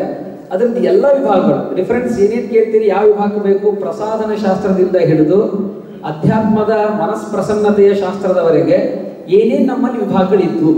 ನಮ್ಮಲ್ಲಿ ಚತುಷ್ಷಷ್ಟಿ ಕಲಾವಿದ್ಯಾ 64 ಕಲೆಗಳು. ಆ 64 ಕಲೆಗಳಲ್ಲಿ ಮನಸ್ಸಿನ ಸಂಯಮದಿಂದ ಹಿಡಿದು ಮೈಯ ಹೋರಾಟದ ತನಕ ಎಲ್ಲವೂ ಒಂದು ಎಚ್ಚರದಿಂದ ನಾನು ನಿಮ್ಮಲ್ಲಿ ಅತ್ಯಂತ ನಮ್ರತೆಯಿಂದ ಹೇಳಲಿಕ್ಕೆ ಬಯಸ್ತೀನಿ. ಭಾರತದಲ್ಲಿಯೇ ಎಲ್ಲ ಇತ್ತು ಅಂತ ನಾನು ಹೇಳಲಿಕ್ಕೆ ಹೊರಟಿಲ್ಲ. ಆದರೆ ಭಾರತದಲ್ಲಿ ಏನೂ ಇದ್ದಿದ್ದಿಲ್ಲ ಅಂತ ಹೇಳಿದವರಿಗೆ ನಾನು ಉತ್ತರ ಕೊಡ್ತಾ ಇದ್ದೀನಿ ಏನೇನು ಇತ್ತು ಅಂತ ಹೇಳಿ. ಯಾಕಂದ್ರೆ ನಾನು ಮೊದಲೇ ಹೇಳಿದ್ದೀನಿ, ಎಲ್ಲ ಜ್ಞಾನ ಎಲ್ಲ ಕಡೆ ಇದೆ ಅನ್ನೋದನ್ನು ಒಪ್ಪಿದವರೇ ಭಾರತೀಯ. ಹೀಗಾಗಿ ರೆಫರೆನ್ಸ್ಗಳು ನಮ್ಮ ಮೂಲದಲ್ಲಿ ಏನಿದೆ ಅಂತ ಕೇಳೋದಾಗಿದ್ರೆ, ಉದಾಹರಣೆಗೆ ನೀವು ಅರ್ಥಶಾಸ್ತ್ರ ತಗೊಂಡ್ರೆ, ಇದು ಅರ್ಥಶಾಸ್ತ್ರ ಬರೀ ಎಕನಾಮಿಕ್ಸ್ ಅಲ್ಲ, ಅದನ್ನು ತಪ್ಪಾಗಿ ಅರ್ಥೈಸಲಾಗ್ತಾ ಇದೆ. ಅರ್ಥಶಾಸ್ತ್ರ ಇಸ್ ನಾಟ್ ಎಕನಾಮಿಕ್ಸ್. ಅರ್ಥಶಾಸ್ತ್ರ ಅದನ್ನು ಸರಿಯಾಗಿ ಹೇಳಬೇಕು ಅಂತಂದ್ರೆ ಅದು ರಾಜ್ಯಶಾಸ್ತ್ರ. ಓಕೆ, ಇನ್ನೂ ಸರಿಯಾಗಿ ಹೇಳಬೇಕು ಅಂತಂದ್ರೆ ರಾಜ್ಯ ಪದನೂ ಬೇಡ ಅಂತಂದ್ರೆ ಅದು ನಿಜವಾದ ಸಮಾಜಶಾಸ್ತ್ರ. ನಾವಲ್ಲಿರುವ ವಿನಯಾಧಿಕಾರಗಳನ್ನು ಓದಿದ್ರೆ ನಿಮ್ಗೆ ಉದಾಹರಣೆ ಹೇಳ್ತೀನಿ. ಇದು ಕೃಷಿ ವಿಶ್ವವಿದ್ಯಾಲಯ ಆದ್ದರಿಂದಾಗಿ ಅದಕ್ಕೆ ಸಂಬಂಧಪಟ್ಟದ್ದನ್ನೇ ಹೇಳ್ತೀನಿ. ಅಲ್ಲಿ ಸೀತಾಧ್ಯಕ್ಷ ಪ್ರಕರಣ ಅಂತಿದೆ. ಸೀತಾಧ್ಯಕ್ಷ ಅಂತಂದ್ರೆ, ಸೀತಾ ಅಂತಂದ್ರೆ ನಾವು ನೇಗಿಲನ್ನು ಹೊಡೆದಾಗ ಏನ್ ಗೆರೆ ಬೀಳುತ್ತಲ್ಲ, when we are ploughing the soil, ಅವಾಗ ಏನೋ ಒಂದು ಗೆರೆ ಬರುತ್ತಲ್ಲ ಮಡು, ಅದನ್ನ ಸೀತಾ ಅಂತ ಕರೆಯೋದು. ಅಲ್ಲಿ ಸಿಕ್ಕವಳೆ ಸೀತೆ. ಆ ಸೀತಾ ಅಧ್ಯಕ್ಷ ಅಂತಂದ್ರೆ ಕೃಷಿಯಲ್ಲಿ ಹೇಗಿರಬೇಕು, ಅವನು ಮಣ್ಣು ಎಂಥದ್ದಿರಬೇಕು, ಯಾವ ಕಾಲದಲ್ಲಿ ಬೀಜವನ್ನು ಸಂಗ್ರಹ ಮಾಡಬೇಕು, ಬೀಜದ ರಕ್ಷಣೆ ಹೇಗೆ, ರಕ್ಷಿತವಾದಂತಹ ಬೀಜವನ್ನ ಮತ್ತೆ ಒಳ್ಳೆ ಫಲವತ್ತತೆಯನ್ನು ತರೋದು ಹೇಗೆ, ಇವು ಎಲ್ಲವುಗಳನ್ನು ಅಲ್ಲಿ ಹೇಳಿದಾನೆ. ಅಲ್ಲಿ ನೋಡಿ, ಮಂತ್ರ ಇದೆ, ತಂತ್ರವೂ ಇದೆ, ಯಂತ್ರವೂ ಇದೆ, 3 ಇದೆ. ಮಂತ್ರ ಇನ್ ದ ಸೆನ್ಸ್ ಏನು ಅಂದ್ರೆ ಅವುಗಳ ಜೊತೆಗೆ ಒಂದು ಒಳ್ಳೆ ಸದ್ಭಾವನೆಯೇ ಮಂತ್ರ. ಮಂತ್ರಕ್ಕೆ ಮಾವಿನಕಾಯಿ ಉದುರುತ್ತಾ ಅಂತ ಕೇಳ್ತಾರಲ್ಲ, ಮಂತ್ರವನ್ನು ತಪ್ಪಾಗಿ ತಿಳ್ಕೊಳ್ಳಲಾಗಿದೆ. ನಾವು ಯಾವುದೇ ಒಬ್ಬ ವ್ಯಕ್ತಿಯ ಜೊತೆಗೆ ಸದ್ಭಾವನೆಯಿಂದ ಒಂದು ಒಳ್ಳೆಯ ಉದ್ದೇಶವನ್ನು ಇಟ್ಟುಕೊಂಡು ಆಲೋಚನೆ ಮಾಡೋದೇನಿದೆಯಲ್ಲ ಅದನ್ನೇ ಮಂತ್ರಾಲೋಚನೆ ಅಂತ ಕರೀತಾರೆ. ಮಂತ್ರ ಇನ್ ದ ಸೆನ್ಸ್ ಸದ್ಭಾವನೆ. ಆ ಬೀಜದಲ್ಲಿರುವಂತಹ ಜೀವ, ಆ ಸಸ್ಯ, ಅದು ಒಂದು ಒಳ್ಳೆ ಫಲವಾಗಿ ಮೂಡಬೇಕಾಗಿದ್ರೆ ಅದರ ಜೊತೆಗೆ ನಾವು ಸದ್ಭಾವನೆಯಿಂದ ವರ್ತಿಸಬೇಕು. ನಿಮಗೆ ಉದಾಹರಣೆ ಹೇಳಬೇಕು ಅಂತಂದ್ರೆ, ಸೂಥಿಂಗ್ ಮ್ಯೂಸಿಕ್, ಒಳ್ಳೆ ಹಿತವಾದಂತಹ ಸಂಗೀತವನ್ನು ಕೇಳಿದರೆ ಗಿಡಗಳು ಅರಳುತ್ತೆ. ಇದನ್ನ ಒಂದು 12 ವರ್ಷದ ಕೆಳಗೆ ನನ್ನೊಂದು ಸೆಮಿನಾರ್ನಲ್ಲಿ ISCಯಲ್ಲಿ ಒಂದು ಪೇಪರ್ ಸಬ್ಮಿಟ್ ಮಾಡಿದ್ರು. ಅದರಲ್ಲಿ ಹೇಗೆ ಸಂಗೀತ ಅಂತ ಅನ್ನೋದು ಗೀತಾತ್ ಪುಷ್ಪ ಫಲಾವಾಪ್ತಿ, ನಮ್ಮ ದರ್ಶನದಲ್ಲಿ ಗೀತಾತ್ ಪುಷ್ಪ ಫಲಾವಾಪ್ತಿ, ಒಳ್ಳೆ ಸಂಗೀತವನ್ನು ಕೇಳೋದ್ರಿಂದ ಒಳ್ಳೊಳ್ಳೆ ಪುಷ್ಪಗಳು, ಹೂಗಳು ಬಿಟ್ಟಿದ್ದು ಕಂಡಿದೆ. ಇದು ಸಂಸ್ಕೃತದಲ್ಲಿ ಹೇಳಿದ್ದಕ್ಕೆ ಅದಕ್ಕೊಂದು ಮಹತ್ವ ಬರೋಲ್ಲ.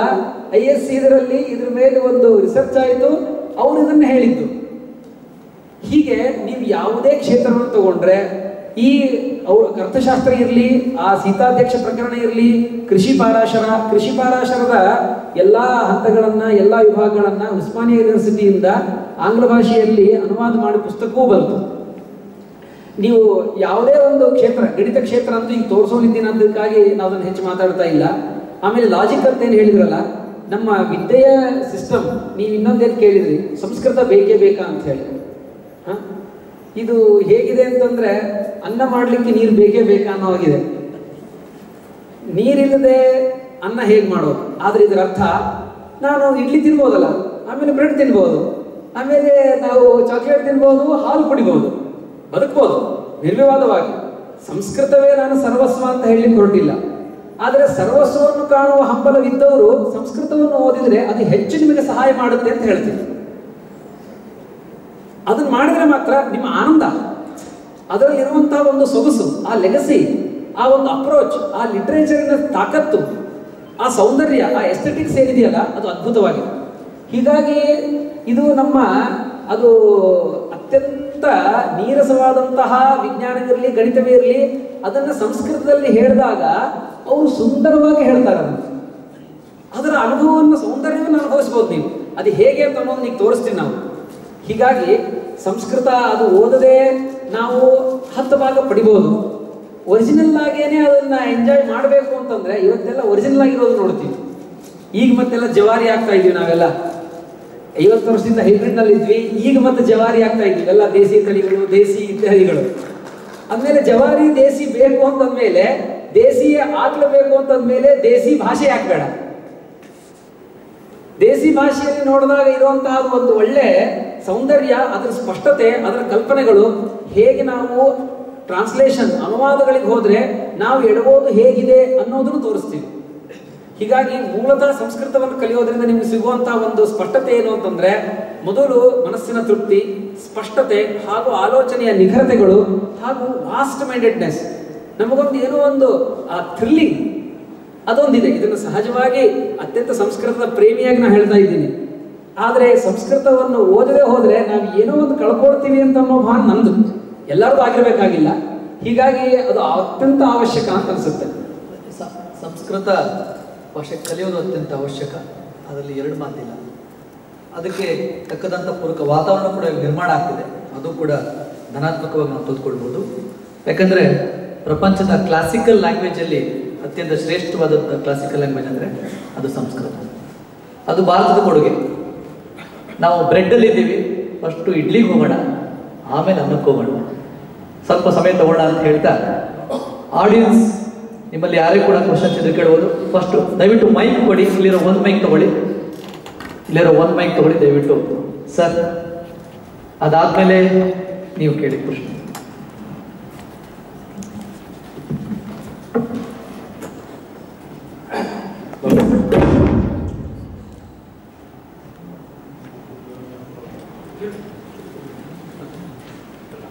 मम प्रश्न आचार्य कृते अस्ति। स्वागतं। भवता अपि आन्सर् करोतु कृपया। I am from industry, I am not from academia. I am an independent research, I have a lot of interest in this, so which is why I have come here. And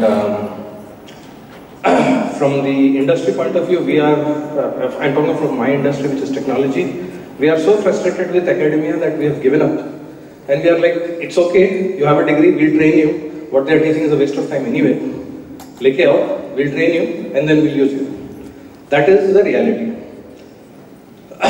If you look at the Gurukul system, so for us, the things that I found issue with is curricula, framework and pedagogy, all 3 are an issue in the current system. All 3 have strengths in the Gurukula system. What can be taken from the Gurukula system and actually implemented in reality in current academia, starting from Vidyalaya level, all the way up to university, where a systemic framework change can actually be done, because we are still following the Prussian system that has been implemented by Macaulay. That has not changed. With that 4-year degrees and 12 years of education, it is the Prussian system. We have not changed it, we have not taken any effort to change it. We are only changing content and those things. So that framework change, because in Gurukula it is about acquiring expertise. There is no time. Whether that expertise comes in 2 months or 10 months or 2 years is irrelevant. That expertise has to come. Whereas in current academia, it's not. It's like it's a period. So what can be done? First, what can be borrowed from Gurukula into academia, and what can actually be physically feasibly done in that. So first I would like Acharyaji's answer and then yours. Please Acharya, and sir, you can also integrate, since he has raised the issue of pedagogy, the very approach towards teaching learning, so that also you can think about. So pedagogy, I have to concentrate on pedagogy, systematic approach of the education. ಗುರುಕುಲದಲ್ಲಿ ಯಾವ ರೀತಿಯಾದಂತಹ ಒಂದು ಶೈಕ್ಷಣಿಕವಾದಂತಹ ವ್ಯವಸ್ಥೆ ಇತ್ತು, ಇದು this is the question. Am I right ಅಲ್ವಾ? Okay, so ಅದು ಏನಿತ್ತು ಅಂತ ನಾ ಹೇಳ್ತೀನಿ. ಹೌ ಕ್ಯಾನ್ ಬಿ ಇಂಪ್ಲಿಮೆಂಟೆಡ್ ಅನ್ನೋದನ್ನ ಇವ್ರಿಗೆ ಬಿಡ್ತೀನಿ. Okay, because is the national coordinator of the our IKS. So ಗುರುಕುಲದಲ್ಲಿ ನೋಡಿ, ನಾವು ನಮ್ಮ ಗುರುಕುಲದ ಸಿಸ್ಟಮ್ ಇದು ಜೀವನಕ್ಕೆ ಅತ್ಯಂತ ಪೂರಕವಾದದ್ದು. ಯಾಕಂದ್ರೆ ನಾನೊಂದು ಗುರುಕುಲದ ಹಿನ್ನೆಲೆಯಿಂದ ಬಂದವನು, ಆದ್ದರಿಂದಾಗಿ ನಾನು ನನ್ನ ತಾಯಿ ಬಗ್ಗೆ ಹೆಮ್ಮೆಯಿಂದ ಹೇಳ್ತೀನಿ, ಎಲ್ಲರೂ ಅವರವ್ರ ತಾಯಿ ಬಗ್ಗೆ ಹೆಮ್ಮೆ ಇದ್ದೇ ಇರುತ್ತೆ. ಹೀಗಾಗಿ ಗುರುಕುಲದ ಹಿನ್ನೆಲೆ, ಗುರುಕುಲದ ಅಪ್ರೋಚ್, ಶಿಕ್ಷಣದ ಕ್ರಮ ಏನು ಅಂತಂದ್ರೆ, ನನ್ನ ಒಂದು ಸೀಮಿತ ಅಧ್ಯಯನದ ವ್ಯಾಪ್ತಿಯಲ್ಲಿ ನನಗನಿಸಿದ್ದು, ಯಾವುದೇ ವ್ಯಕ್ತಿಗೆ ಬೇಕಾಗಿರೋದು ಒಂದು ಅತ್ಯಂತ ನುರಿತ ಹಾಗೂ ಆಕರ್ಷಕ ಹಾಗೂ ಅಪ್ಲೈಡ್ ಮತ್ತು ಅದನ್ನ ಸ್ವೀಕೃತ. ಏನಿದೆ ಹಾಗಾದ್ರೆ? ನಾನು ನಿಮಗೊಂದು ಉದಾಹರಣೆ ಕೊಡ್ತೀನಿ. ಗುರುಕುಲದ ಅಪ್ರೋಚ್ ಹೇಗಿದೆ ಅಂತಂದ್ರೆ, ನಾವು ಯಾವುದೇ ಒಂದು ವಸ್ತುವನ್ನು ತಗೊಳ್ಬೇಕಾಗಿದ್ರೆ ಅಲ್ಲಿ 4 ಮಾಡ್ತೀವಿ ನಾವು. ಮೊದಲು ಅದನ್ನ ಅನಲೈಸ್ ಮಾಡಿ ನೋಡ್ತೀವಿ. ಅನಲೈಸೇಷನ್ಗೆ ಏನು ಶಕ್ತಿ ಬೇಕು ಅಂತಂದ್ರೆ, ನಮಗೆ ಜೀವನಕ್ಕೆ ಬೇಕಾಗಿದ್ದು ಏನು ಅಂತ ಕೇಳಿದಾಗ ಒಂದು ಜನರಲ್ ಆಗಿ ರ್ಯಾಂಡಮ್ ಆಗಿ ಒಂದು 3 ವಸ್ತುಗಳ ಹೆಸರು ಸರಿ. ಡೈಮಂಡ್, ವಜ್ರ, ಆನೆ ಹಾಗೂ ವಿದ್ಯುತ್, ಎಲೆಕ್ಟ್ರಿಸಿಟಿ. ಓಕೆ, ಈಗ ಇಲ್ಲಿ ವಿಶ್ಲೇಷಣೆ ಶುರುವಾಗುತ್ತೆ. ನಮ್ಮ ಜೀವನಕ್ಕೆ ವಜ್ರ ಬೇಕಾ? ವಜ್ರ ಇಲ್ಲದೆ ನಾವು ಬದುಕಲಿಕ್ಕೆ ಆಗ್ಬೋದು, ಆಗುತ್ತಲ್ವಾ? ಆಗುತ್ತೆ. ಆಮೇಲೆ ಆನೆ ಇಲ್ಲದೆ ಇದ್ರೂ ಬದುಕಬಹುದು ಮನೆಯಲ್ಲಿ. ಆದರೆ ನಮ್ಮ ದೈನಂದಿನ ವ್ಯವಹಾರಕ್ಕೆ ಎಲೆಕ್ಟ್ರಿಸಿಟಿ, ಕರೆಂಟ್ ಇಲ್ಲ ಅಂದ್ರೆ ಆಗುತ್ತಾ? ಆಗೋಲ್ಲ. ಇಲ್ಲಿ ವಿಶ್ಲೇಷಣೆ ಶುರುವಾಯಿತು. ನನ್ನ ಜೀವನಕ್ಕೆ 3 ವಸ್ತುಗಳಲ್ಲಿ 2 ಬೇಡ, 1 ಬೇಕು. ಈ ಎಲೆಕ್ಟ್ರಿಸಿಟಿನ ನಾನು ಬೇಕು ಅಂತಂದ್ರೆ ಇದು ಅನಲೈಸೇಷನ್ ಆಯ್ತು, ಇದು ಅನಲೈಸೇಷನ್ ಪಾರ್ಟ್ ಅಲ್ವಾ? ನೆಕ್ಸ್ಟ್ ಇದನ್ನ ಹಾಗಾದ್ರೆ ಸಮಾಜಕ್ಕೆ ಬೇಕಾಗಿರೋದು ಎಲೆಕ್ಟ್ರಿಸಿಟಿ ಅಂತ ಯಾವಾಗ ಗೊತ್ತಾಗುತ್ತೆ ಅವಾಗ ಅದನ್ನ ಅಟ್ರಾಕ್ಟ್ ಮಾಡ್ತಾರೆ. Next attracting. ಅಟ್ರಾಕ್ಷನ್ಗೆ ಏನು ಅಂತಂದ್ರೆ ವ್ಯವಸ್ಥಿತವಾದಂಥ ಅಡ್ವರ್ಟೈಸ್ಮೆಂಟ್ಸ್, ಇವೆಲ್ಲ ಅಟ್ರಾಕ್ಷನ್ಸ್. ನಿಮಗೊಂದು ಎಲೆಕ್ಟ್ರಿಸಿಟಿ ಬೇಕು ಅಂತ ಗೊತ್ತಾದ ಮೇಲೆ ಅದರದ್ದು ಯಾವ ಬಲ್ಬ್ ತಗೊಂಡ್ರೆ ಚೆನ್ನಾಗಿರುತ್ತೆ, ಸೂರ್ಯ ಬಲ್ಬ್, ಸೂರ್ಯ ಟ್ಯೂಬ್ಸ್ ಅಂತ ಹೇಳಿ ಒಂದು ಅಡ್ವರ್ಟೈಸ್ಮೆಂಟ್ ಬರ್ತೀನಿ, ನೆನಪಿದೆಯಾ? ಅಡ್ವರ್ಟೈಸ್ ಮಾಡ್ತಿತ್ತು ಅದನ್ನ ಅಟ್ರಾಕ್ಟ್ ಮಾಡ್ತಾರೆ. ನೆಕ್ಸ್ಟ್ ಅಟ್ರಾಕ್ಷನ್ ಆದ್ಮೇಲೆ ನಮ್ಮ ಅಂಗಡಿಗೆ ಬಂದು ನಿಂತ ಮೇಲೆ ನಾವು ಏನ್ ಮಾಡ್ತೀವಿ, ತಗೊಂಡು ಅದನ್ನ ಅಪ್ಲೈ ಮಾಡಬೇಕು. ಸೊ ತಗೊಂಡು ಬಂದ್ವಿ, ಸ್ವಿಚ್ ಅನ್ನ ಅಪ್ಲೈ ಮಾಡಿ ಹಾಕಿ ಅದನ್ನು ಫಿಕ್ಸ್ ಮಾಡಿದ ಮೇಲೆ ಅಪ್ಲಿಕೇಶನ್ ಶುರುವಾಗುತ್ತೆ. ಅಪ್ಲಿಕೇಶನ್ ಶುರುವಾಗಿ ಎಲ್ಲರೂ ಕರೆಂಟ್ ಯೂಸ್ ಮಾಡ್ತಾ ಇದ್ರೆ, ಎಲ್ಲರೂ ತಮ್ಮ ಮನೆಯಲ್ಲಿ ತಮ್ಗೆ ಎಷ್ಟು ಬೇಕೋ ಅಷ್ಟು ಚೆನ್ನಾಗಿ ಕರೆಂಟ್ ಅನ್ನು ಬಳಸ್ತಾ ಇದ್ರೆ ಸಮಸ್ಯೆಗಳಾಗುತ್ತಲ್ವಾ? ಅಥವಾ ಅದರಿಂದ ಅವನು ಕೆಟ್ಟ ಅಪರಾಧಗಳನ್ನು ಮಾಡಬಹುದು, ಅಥವಾ ತಾನೊಂದೇ ಬಳಸಬಹುದು, ಸ್ವಾರ್ಥಕ್ಕೆ ಬಳಸಬಹುದು. ಆವಾಗ ಅಲ್ಲಿ ಅದನ್ನು ನಿಯಂತ್ರಣ ಮಾಡುವಂತ ಅಧಿಕಾರ ಅಡ್ಮಿನಿಸ್ಟ್ರೇಷನ್. ಸೊ ಯಾವುದೇ ಒಂದು ವಸ್ತು ಇದ್ದಾಗ ಇವು 4 ಇದೆ ನೋಡ್ರಿ. ಫಸ್ಟ್ ನೀವು ಅನಲೈಸ್ ಮಾಡ್ತೀರಿ, ಆಮೇಲೆ ನಿಮ್ಮನ್ನು ಅಟ್ರಾಕ್ಟ್ ಮಾಡಲಾಗುತ್ತೆ, ಆಮೇಲೆ ನೀವು ಅದನ್ನು ಅಪ್ಲೈ ಮಾಡಿ ನೋಡ್ತೀರಿ, then they will administrate. Okay, A⁴. ಈ 4 ಅಂಶಗಳು ಗುರುಕುಲದ ಶಿಕ್ಷಣದಿಂದ ಹೇಗೆ ಸಿಗ್ತಾ ಇತ್ತು? ಮಕ್ಕಳಿಗೆ 4 ಮುಖವಾದಂತಹ ವ್ಯವಸ್ಥೆಯನ್ನು ಕೊಡ್ತೀವಿ. ಗುರುಕುಲದ ಕ್ರಮದಲ್ಲಿ ಅನಲೈಸೇಷನ್ ಅಂದ ತಕ್ಷಣ ಸ್ಪಷ್ಟವಾಗಿ ನಮ್ಮ ಕರಿಕ್ಯುಲಮ್ನಲ್ಲಿ ಅನಲೈಸೇಷನ್ ಯಾವ ಸಬ್ಜೆಕ್ಟ್ ಅಲ್ಲಿ ಚೆನ್ನಾಗಿರುತ್ತೆ, ಅನಲೈಸೇಷನ್ ಯಾವ್ದು ಸಿಗ್ಬೋದು ನಿಮಗೆ? ಸೊ ನಾನು ಕೆಲವೊಂದು ಸಬ್ಜೆಕ್ಟ್ಗಳನ್ನ ಹೇಳ್ತೀನಿ, ನೀವು ಹೇಳ್ರಿ. ಲ್ಯಾಂಗ್ವೇಜ್ ಆರ್ ಸೋಷಿಯಾಲಜಿ ಅಥವಾ ಮ್ಯಾಥ್ಸ್ ಅಥವಾ ಸೈನ್ಸ್ ಅಥವಾ ಇಂಡಾಲಜಿ. ಅನಲೈಸೇಷನ್ ಎಲ್ಲಿ ಸಿಗುತ್ತೆ? Maths, mathematics. ಇದು ಅನಲೈಸ್ ಮಾಡ್ತಾ ಹೇಳ್ತಾನೆ. ಸೊ ಗಣಿತಶಾಸ್ತ್ರ ಗುರುಕುಲದ ಕ್ರಮದಲ್ಲಿ ಪೆಡಗಾಗಿ ಏನಿತ್ತು ಅಂತಂದ್ರೆ ಒಂದು ವ್ಯವಸ್ಥಿತವಾದಂತಹ ಗಣಿತಶಾಸ್ತ್ರ. ಅದನ್ನು ಕಲಿಸೋದ್ರಿಂದ ಮಕ್ಕಳಿಗೆ ನನಗೆ ಯಾವ್ದು ಬೇಕು ಯಾವ್ದು ಬೇಡ, prioritize, how to prioritize the things, priority ಯಾವ್ದು ಕೊಡಬೇಕು, ಇದು ನಮ್ಗೆ ಗೊತ್ತಿಲ್ಲದೇನೆ. ನೋಡಿ, ಗಣಿತದ ವಿಭಾಗ ಬರೀ ನಾವು 1 2 4 ಅದು ಹೇಳೋದ್ರಲ್ಲಿ ಗಣಿತ ಇಲ್ಲ. ಆದರೆ ಅದರಿಂದ ನಮ್ಗೆ ಏನು ಸಿಗಬೇಕು ಬುದ್ಧಿಯಲ್ಲಿ ಅಂತಂದ್ರೆ, ನನ್ನ ಜೀವನಕ್ಕೆ ಇದು ಎಷ್ಟು ಉಪಯೋಗಿಯಾಗಿದೆ ಅಂತ ಅನ್ನೋ ಸಿಗಬೇಕು. ಈ ಅನಲಿಟಿಕಲ್ ಅಪ್ರೋಚ್ ಅನ್ನು ಗಣಿತಶಾಸ್ತ್ರ ಕಲಿಸುತ್ತೆ. ಇದನ್ನ ಸಂಸ್ಕೃತದಲ್ಲಿ ಹೇಳಿದಾಗ, ಇದೇ ಗಣಿತವನ್ನು ಸಂಸ್ಕೃತದಲ್ಲಿ ಹೇಳಿದಾಗ ಈ 2 ಅಂಶಗಳು ಸಿಕ್ಬಿಡುತ್ತೆ. ಹೀಗಾಗಿ ಸಂಸ್ಕೃತ ಅವಶ್ಯಕ ಆಗುತ್ತೆ. ಬೆಳಗಾಗಿ ಫಸ್ಟು ಗಣಿತ, ನೆಕ್ಸ್ಟ್ ಅದನ್ನ ಅಟ್ರಾಕ್ಟ್ ಮಾಡ್ತೀವಿ. ಅಟ್ರಾಕ್ಟ್ ಮಾಡಲಿಕ್ಕೆ ಯಾವುದು ಅಂತಂದ್ರೆ ಅದು ಲಿಟ್ರೇಚರ್. ಒಳ್ಳೆ ಸೊಂಪಾದಂತಹ ಕಂಪು ವಿಚಾರವನ್ನ ಇಂಪಾಗಿ ಎಲ್ಲರೂ ಪಂಪಾಗುವಂತೆ ಮಾತಾಡ್ತಿದ್ರೆ ಸಂತೋಷ ಆಗುತ್ತೆ ತಾನೆ. ಸಾಹಿತ್ಯಬದ್ಧವಾಗಿ ಮಾತಾಡಿದಾಗ ಅವನು ಅಟ್ರಾಕ್ಟ್ ಆಗ್ತಾನೆ. ಸಾಹಿತ್ಯ ಅಂತ ಅನ್ನೋದು ಅದರ ಸೌಂದರ್ಯವನ್ನ, ಅದರ ಸಾರವನ್ನ, ಒಳಗಿನ ತತ್ವವನ್ನ ಚೆನ್ನಾಗಿ ಫ್ಲೇವರ್ ಅನ್ನ ನಿಮಗೆ ಕಲ್ಪನೆ ತಂದು ಕೊಡುತ್ತೆ. ಹೀಗಾಗಿ ಅದನ್ನ ಸಾಹಿತ್ಯ. ಅಲಂಕಾರ ಶಾಸ್ತ್ರ, ಅಲಂಕಾರ ಶಾಸ್ತ್ರ ಅಂತಿದೆ, ರೆಟಾರಿಕ್ಸ್. ಆ ಲಿಟ್ರೇಚರ್ನ ಓದಿಸ್ತೀವಿ. ಗುರುಕುಲದಲ್ಲಿ ಮೊದಲು ಗಣಿತ, ಸಾಹಿತ್ಯ, ಆಮೇಲೆ ಅವನು ಅಟ್ರಾಕ್ಟ್ ಆದ್ಮೇಲೆ ನೆಕ್ಸ್ಟ್ ಅವ್ನು ಬೇಕಾಗಿದ್ದು ಅಪ್ಲಿಕೇಶನ್. ಈ ಅಪ್ಲೈಡ್ ಸೈನ್ಸ್ ಏನಿದೆಯಲ್ಲ ಅದಕ್ಕಾಗಿ ಲಾಜಿಕ್. ನೀವು ಅಪ್ಲೈಡ್ ಮ್ಯಾಥಮೆಟಿಕ್ಸ್ ಅನಲೈಸೇಷನ್ ಲಾಜಿಕ್ ನಿಂದನೂ ಮಾಡಬಹುದು. ಅನಲೈಸೇಷನ್ ಇದು ಲಾಜಿಕ್, ನ್ಯಾಯಶಾಸ್ತ್ರ. ಅದನ್ನೇ ITKಯಲ್ಲಿ ಅದನ್ನೇ NEP ತಗೊಂಡಿರೋದು. ನ್ಯಾಯಶಾಸ್ತ್ರದಿಂದಾಗಿ ಇದು ಅನಲೈಸೇಷನ್ ಮಾಡ್ತೀವಿ, ಅದು ನ್ಯಾಯಶಾಸ್ತ್ರ ಅಂತಲೇ ಒಂದು ದೊಡ್ಡ ವಾಸ್ಟ್ ಓಷನ್. ಅದು ಸಂಸ್ಕೃತದಲ್ಲಿ ಕೇವಲ ಅನಲೈಸೇಷನ್, ವಿಶ್ಲೇಷಣೆ. ಇಲ್ಲಿ ಬೆಂಕಿ ಇಲ್ಲದೆ ಹೊಗೆ ಇರೋಲ್ಲ.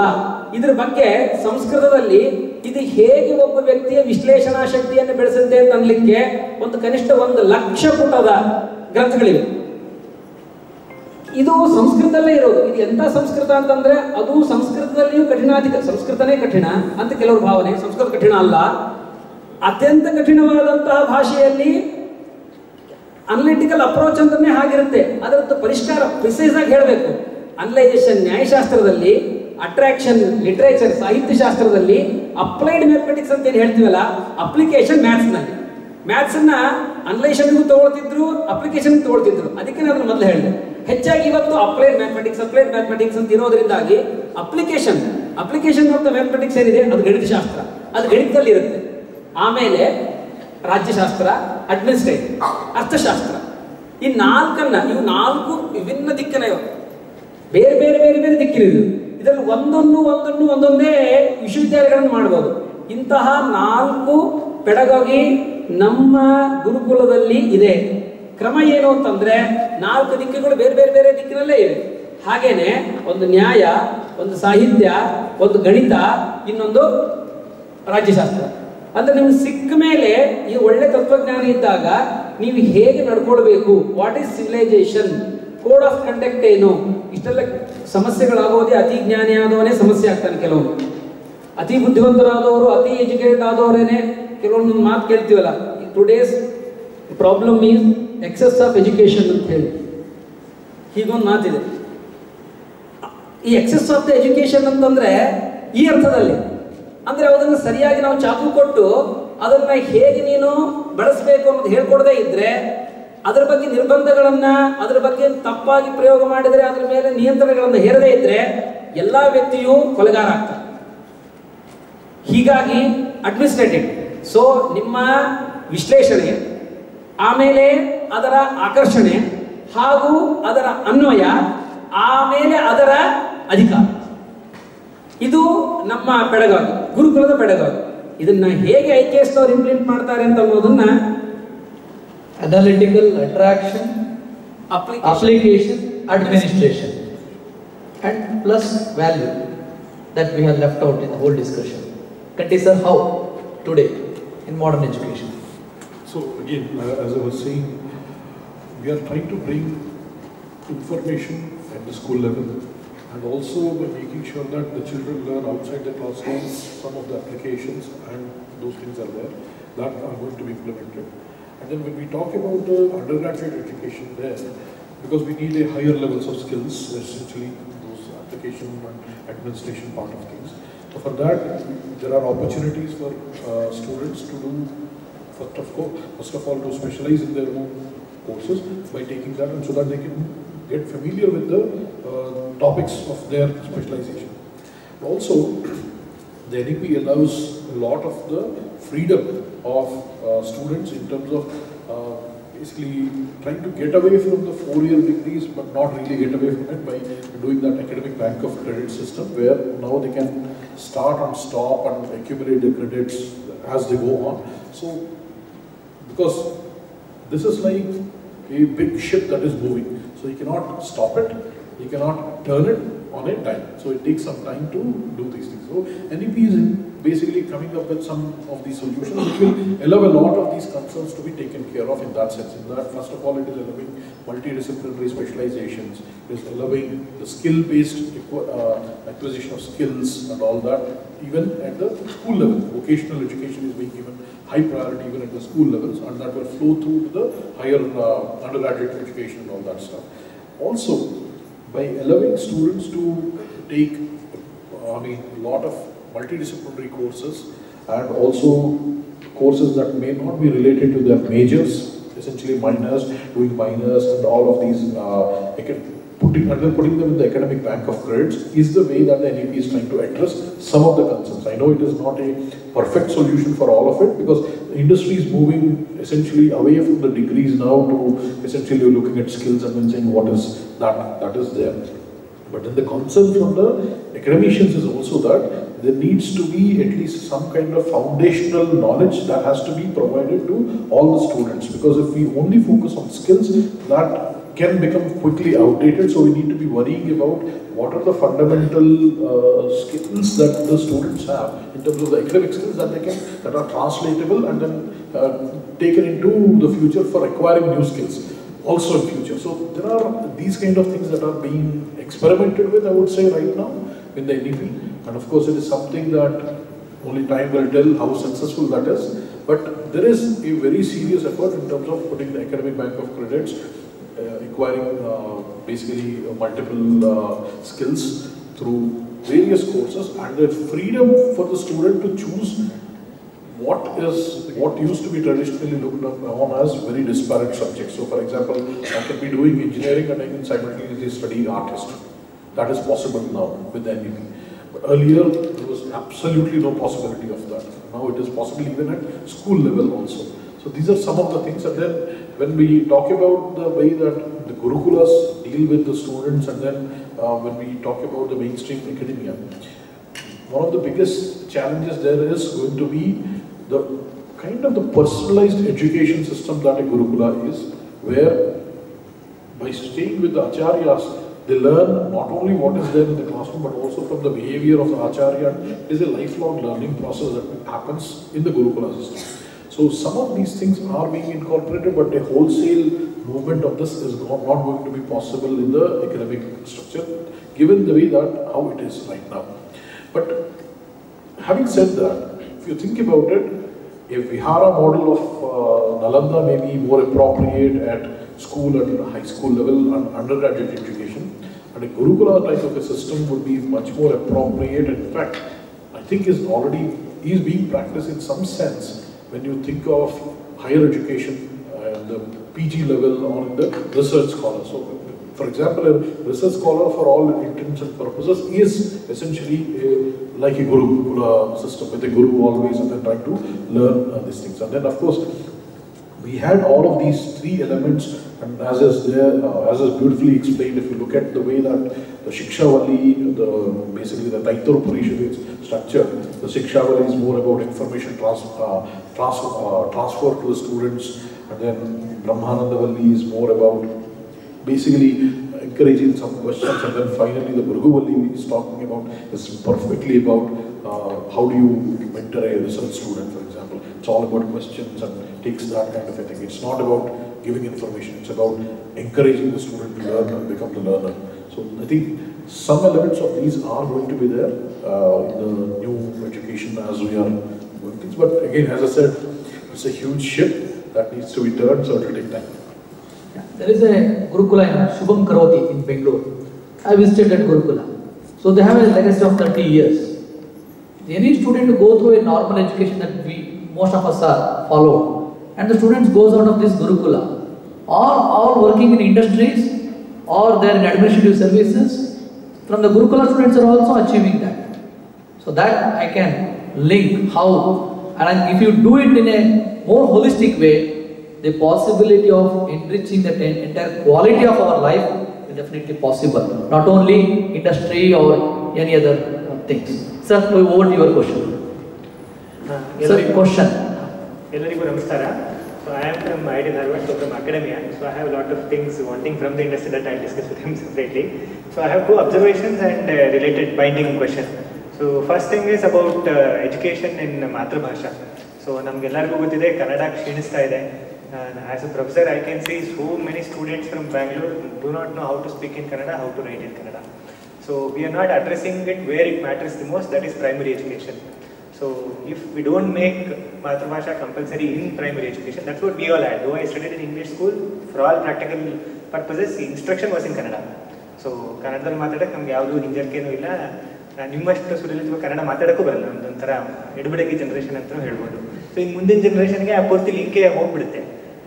So are we addressing it? I know for a fact I worked on the IIT Madras conversion of translation of English content to Kannada. For 4 years, I think no single student has taken engineering in Kannada. So are we addressing it the wrong place? So ಇದು ತೋರಿಸೋಕ್ಕೆ ಚೆನ್ನಾಗಿದೆ, but ಅದು reach ಆಗ್ತಾ ಇದೆಯಾ ಮಕ್ಕಳಿಗೆ? ನಮ್ಮ ಮಕ್ಕಳು ಕನ್ನಡನೇ ಕಲಿತಾ ಇಲ್ಲ, ಕನ್ನಡದಲ್ಲಿ ಸಾಹಿತ್ಯ ಯಾರು ಓದ್ತಾ ಇಲ್ಲ, ಅವ್ರಿಗೆ ಯಾರು ಎಸ್ ಎಲ್ ಭೈರಪ್ಪನವ್ರು ಗೊತ್ತಿಲ್ಲ, ಮಸ್ತಿಂ ಶಂಕರ್ ಗೊತ್ತಿಲ್ಲ. Yes, sir. Your first question we understood. It is about education in Matrabhasha. Second question, recent happening, what we read in newspaper, a judge quoted Shastras to say that wife has to look after the husband's parents, and that is now frowned upon, saying it is unconstitutional. How can a judge not give a judgment based on constitution, and he is quoting dharma? So should we not base our society on dharma rather than constitution, which is not relying on dharma? So even for the first question, the impediment is constitution, which allows freedom to choose. Parents will go to court saying, I want my kid to study in English, over you to stop. So are we hitting a roadblock in constitution? It's a policy level question, so I know it cannot be addressed on this forum, but please your observation. Yeah, sometimes answering certain questions will also become unconstitutional. But anyway, so whichever possible way, so I request Murthy sir to answer this question. I have one counter question so that we can answer together. Yeah, please. Just now you were saying that nowadays education is promoted in their local language, not in the English. Okay, and you gave us some examples like Malayalam, Telugu, they have done some researches. My question now is, if each individual student they are doing the education in their mother language, and they will unite together, how do they communicate? Okay. Excellent. And one more. In addition to that, do we have in Kannada enough scientific, for example, carbon dioxide? Content. You're talking about content, whether available or not. Okay. So I'll take both the questions. So in fact, in terms of the Matrabhasha education, it is going to be a process, because right now our school education and especially the undergraduate education is all in English, whether we like it or not. And for that to be changed, it will take some years to happen, but the intent is there. NEP strongly talks about it. The Matrabhasha is being given a lot of emphasis. In fact, I am part of some of the textbook writing committees in the NCERT. That is being taken care of by ensuring that the children become proficient in that particular region's language. They are not calling it as Matrabhasha, because I could be a person from Andhra staying here, but I should know Kannada if I am staying in Karnataka. That's the kind of emphasis that they are saying. And then they are using the 3-language formula and all that. But essentially, the regional language is going to be given a huge emphasis, so that that place where the child is getting educated, he or she should know that language proficiently. I mean, be able to speak that very well. And a lot of the education is going to happen there. In fact, another thing that we need to think about is, if you look at the profile of the students who are employed after their undergraduate education, almost 80% of them will be staying in the region where they are located. I mean, where they have. So essentially, if a student from Maharashtra is doing his or her undergraduate, highly likely that that student will stay in there. I mean, there is a percentage, significant percentage, maybe 10 to 20%, which will go outside the state or even go abroad. So when you have 70 to 80% of the student population staying in the same place, it is also imperative for the industry to make sure that the Matrabhasha is emphasized even in their hiring practices, because the HR departments of most of the industry is essentially dominated by English language only.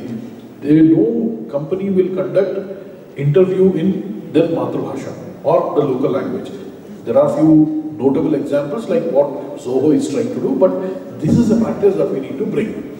And I think that will slowly change also. Again, it is a process that will happen over a few years.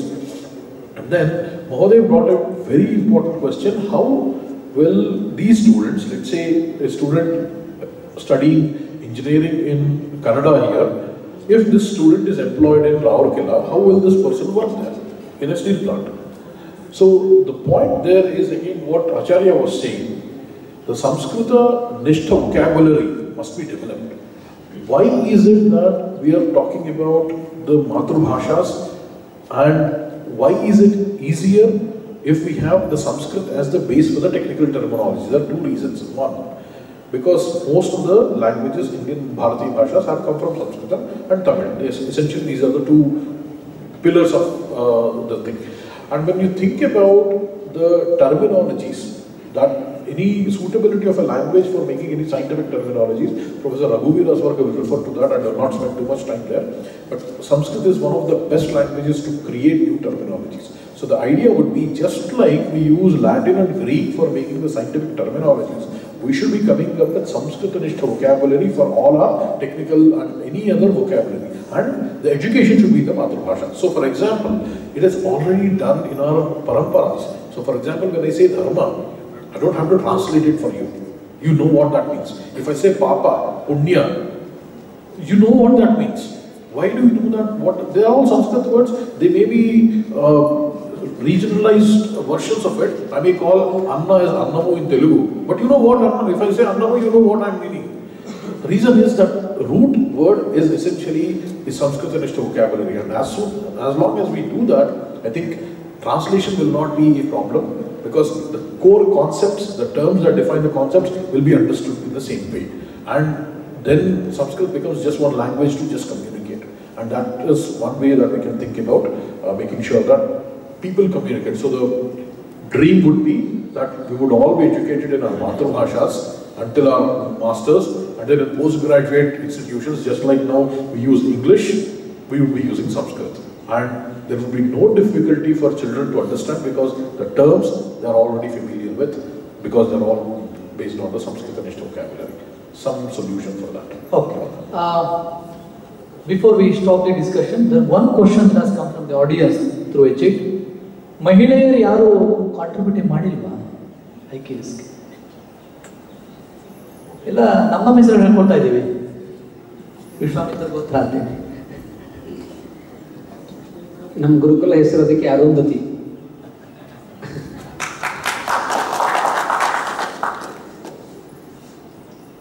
ಇದೊಂದು genuine question. ನಿಜವಾಗಿಯೂ ಅದನ್ನು address ಮಾಡಬೇಕಾಗಿದೆ. ನಿಮಗೆಲ್ಲ ಗೊತ್ತಿದ್ದೇ ಇದೆ. ಹಾಗೆ contribution ತುಂಬ ಇದೆ. ಅಫಾಲ, ಘೋಷ ಮೊದಲಾದಂತಹ ಮೈತ್ರಿ ಗಾರ್ಗಿ ನೀವು ಕೇಳಿದ್ದೀರಿ. ನಾನು ಮತ್ತದನ್ನು ಸುಮ್ಮನೆ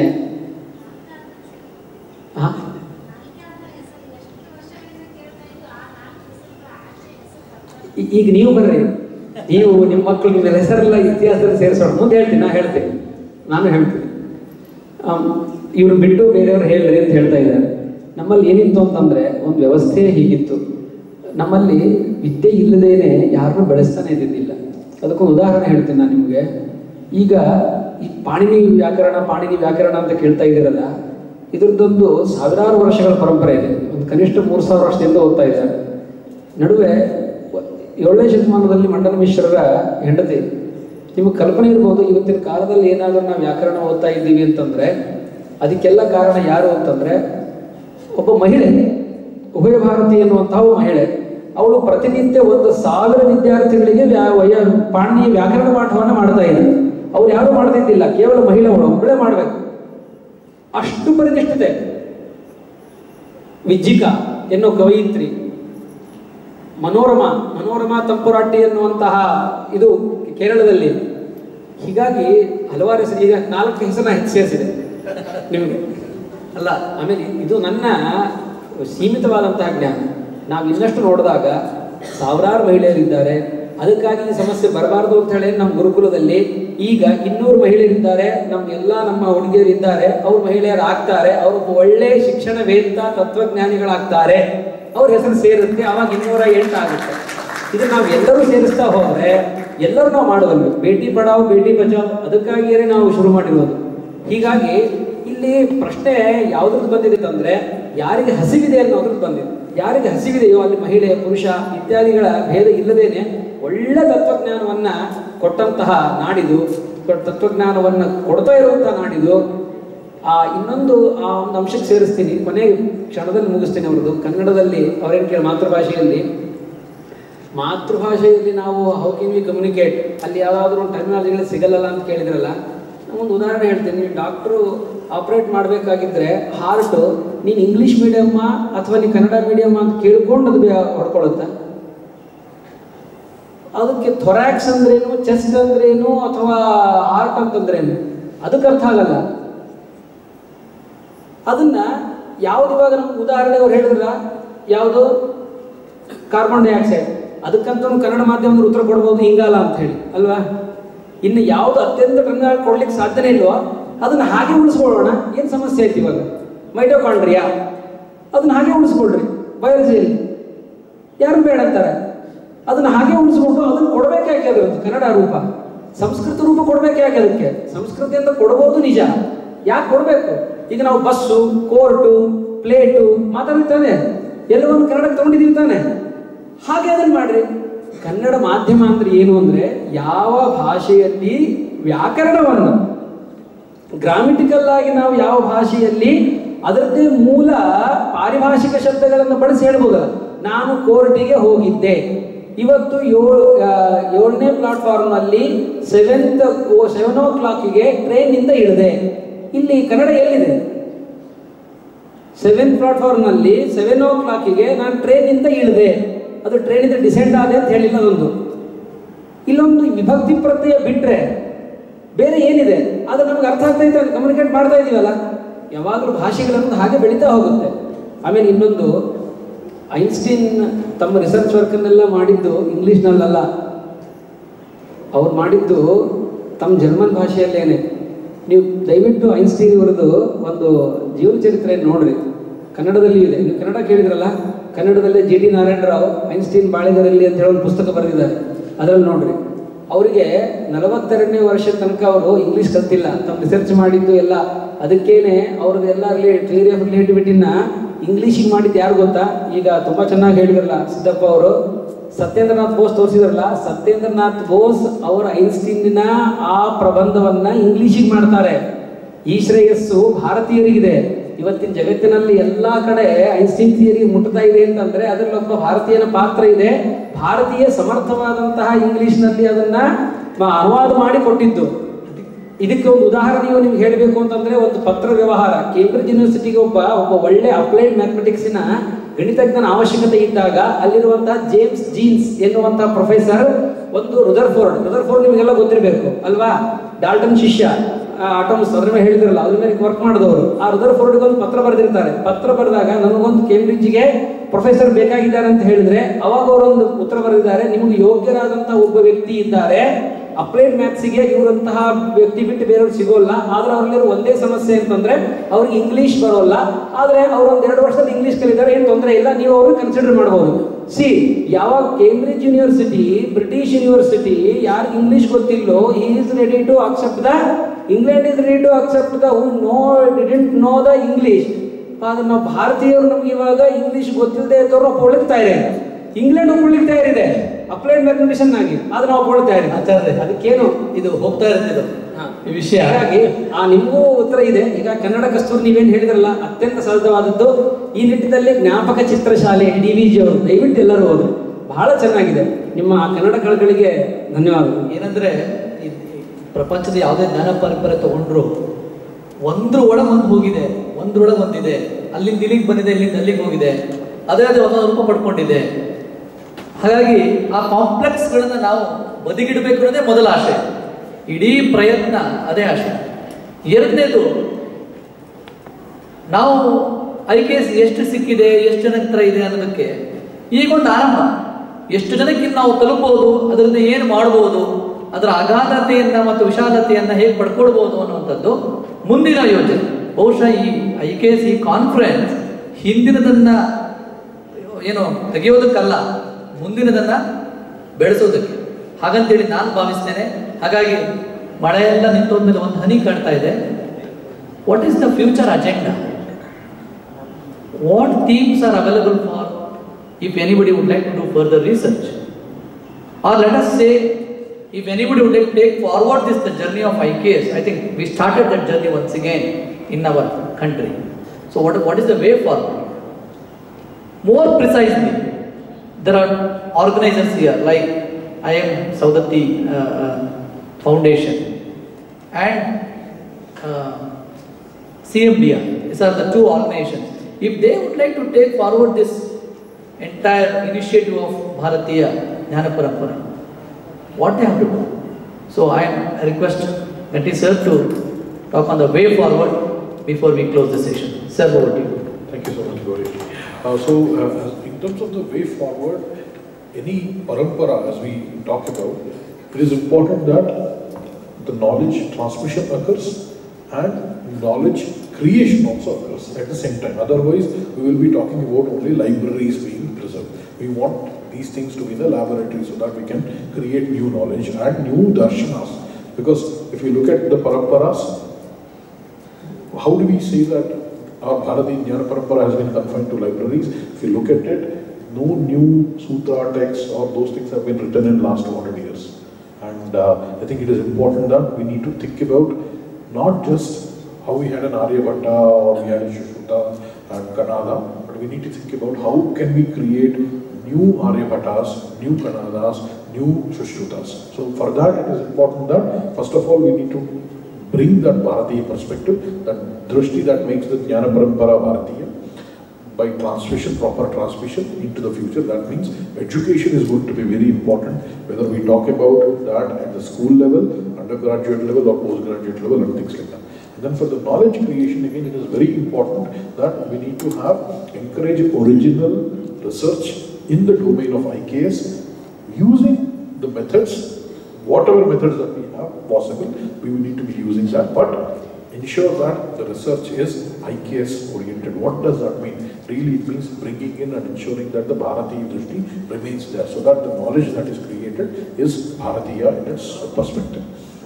And for that, there are many opportunities. Right now, until this year, IKS division used to fund research projects in various domains, all the way from consciousness studies, metallurgy, mathematics, observational astronomy, shipbuilding, marine traditions, maritime traditions of India, physics, botany, zoology, Pashu Ayurveda, Vriksha Ayurveda. We have funded a lot of such 88 such projects. Just to give you, in all of these projects, we have tightly integrated IKS with the contemporary knowledge systems.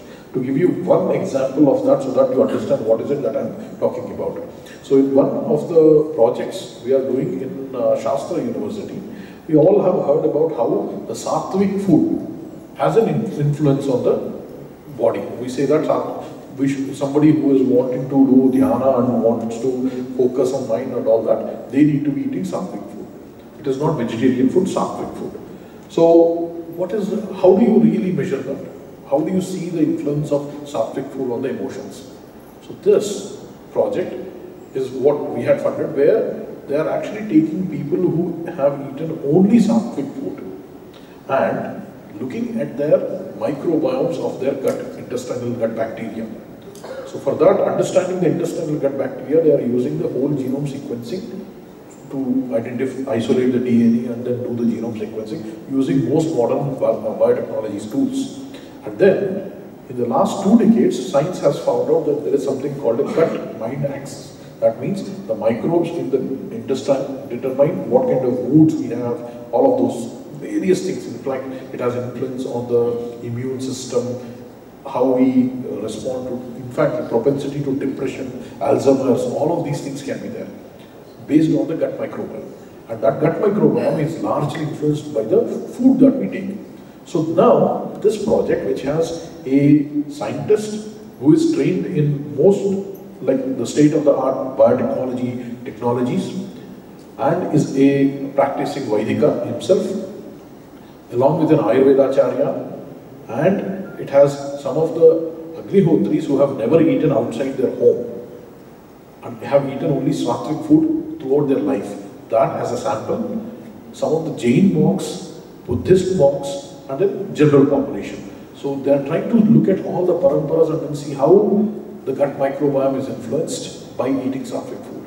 And then you see that then they will be using a lot of the biomarkers and everything to figure out what is the basically influence of this food on the mind.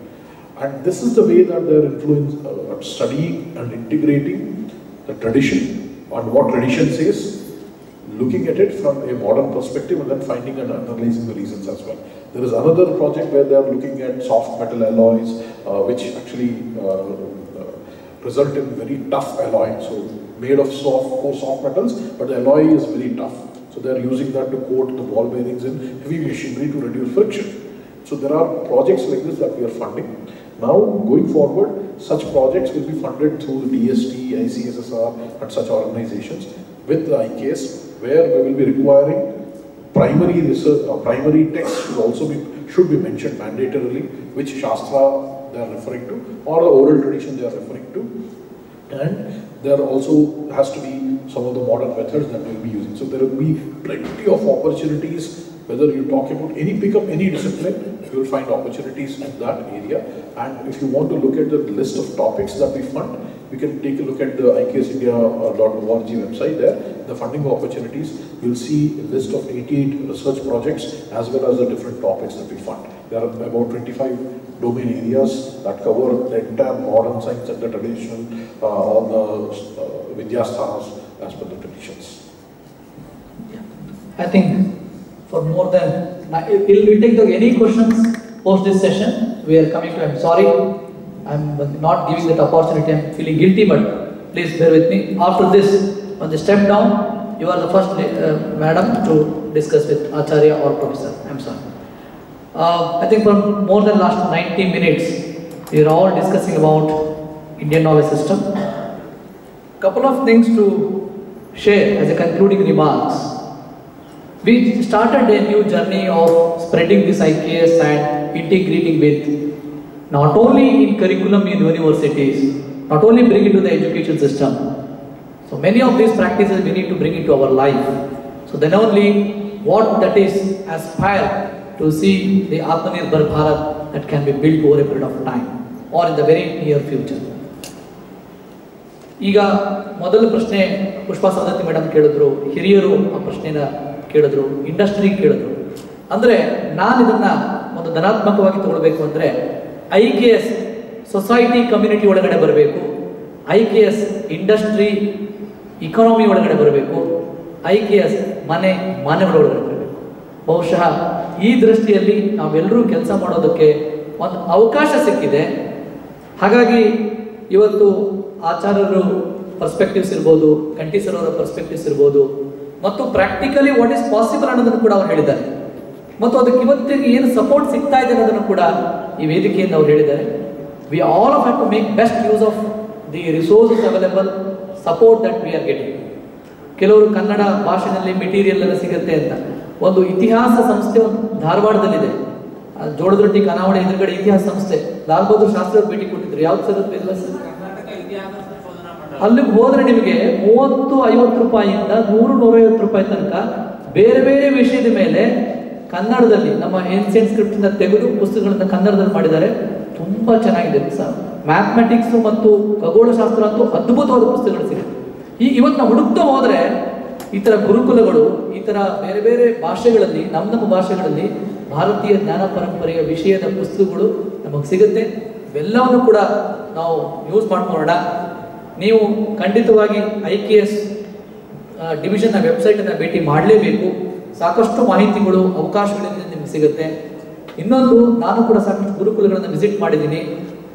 ನೀವು ಗುರುಕುಲವನ್ನು ಕೂಡ visit ಮಾಡಬೇಕು. ಅರುಂಧತಿ ಗುರುಕುಲ ಇರ್ಬೋದು, ಇನ್ಯಾವುದೇ ಗುರುಕುಲವನ್ನು ಕೂಡ visit ಮಾಡಬೇಕು.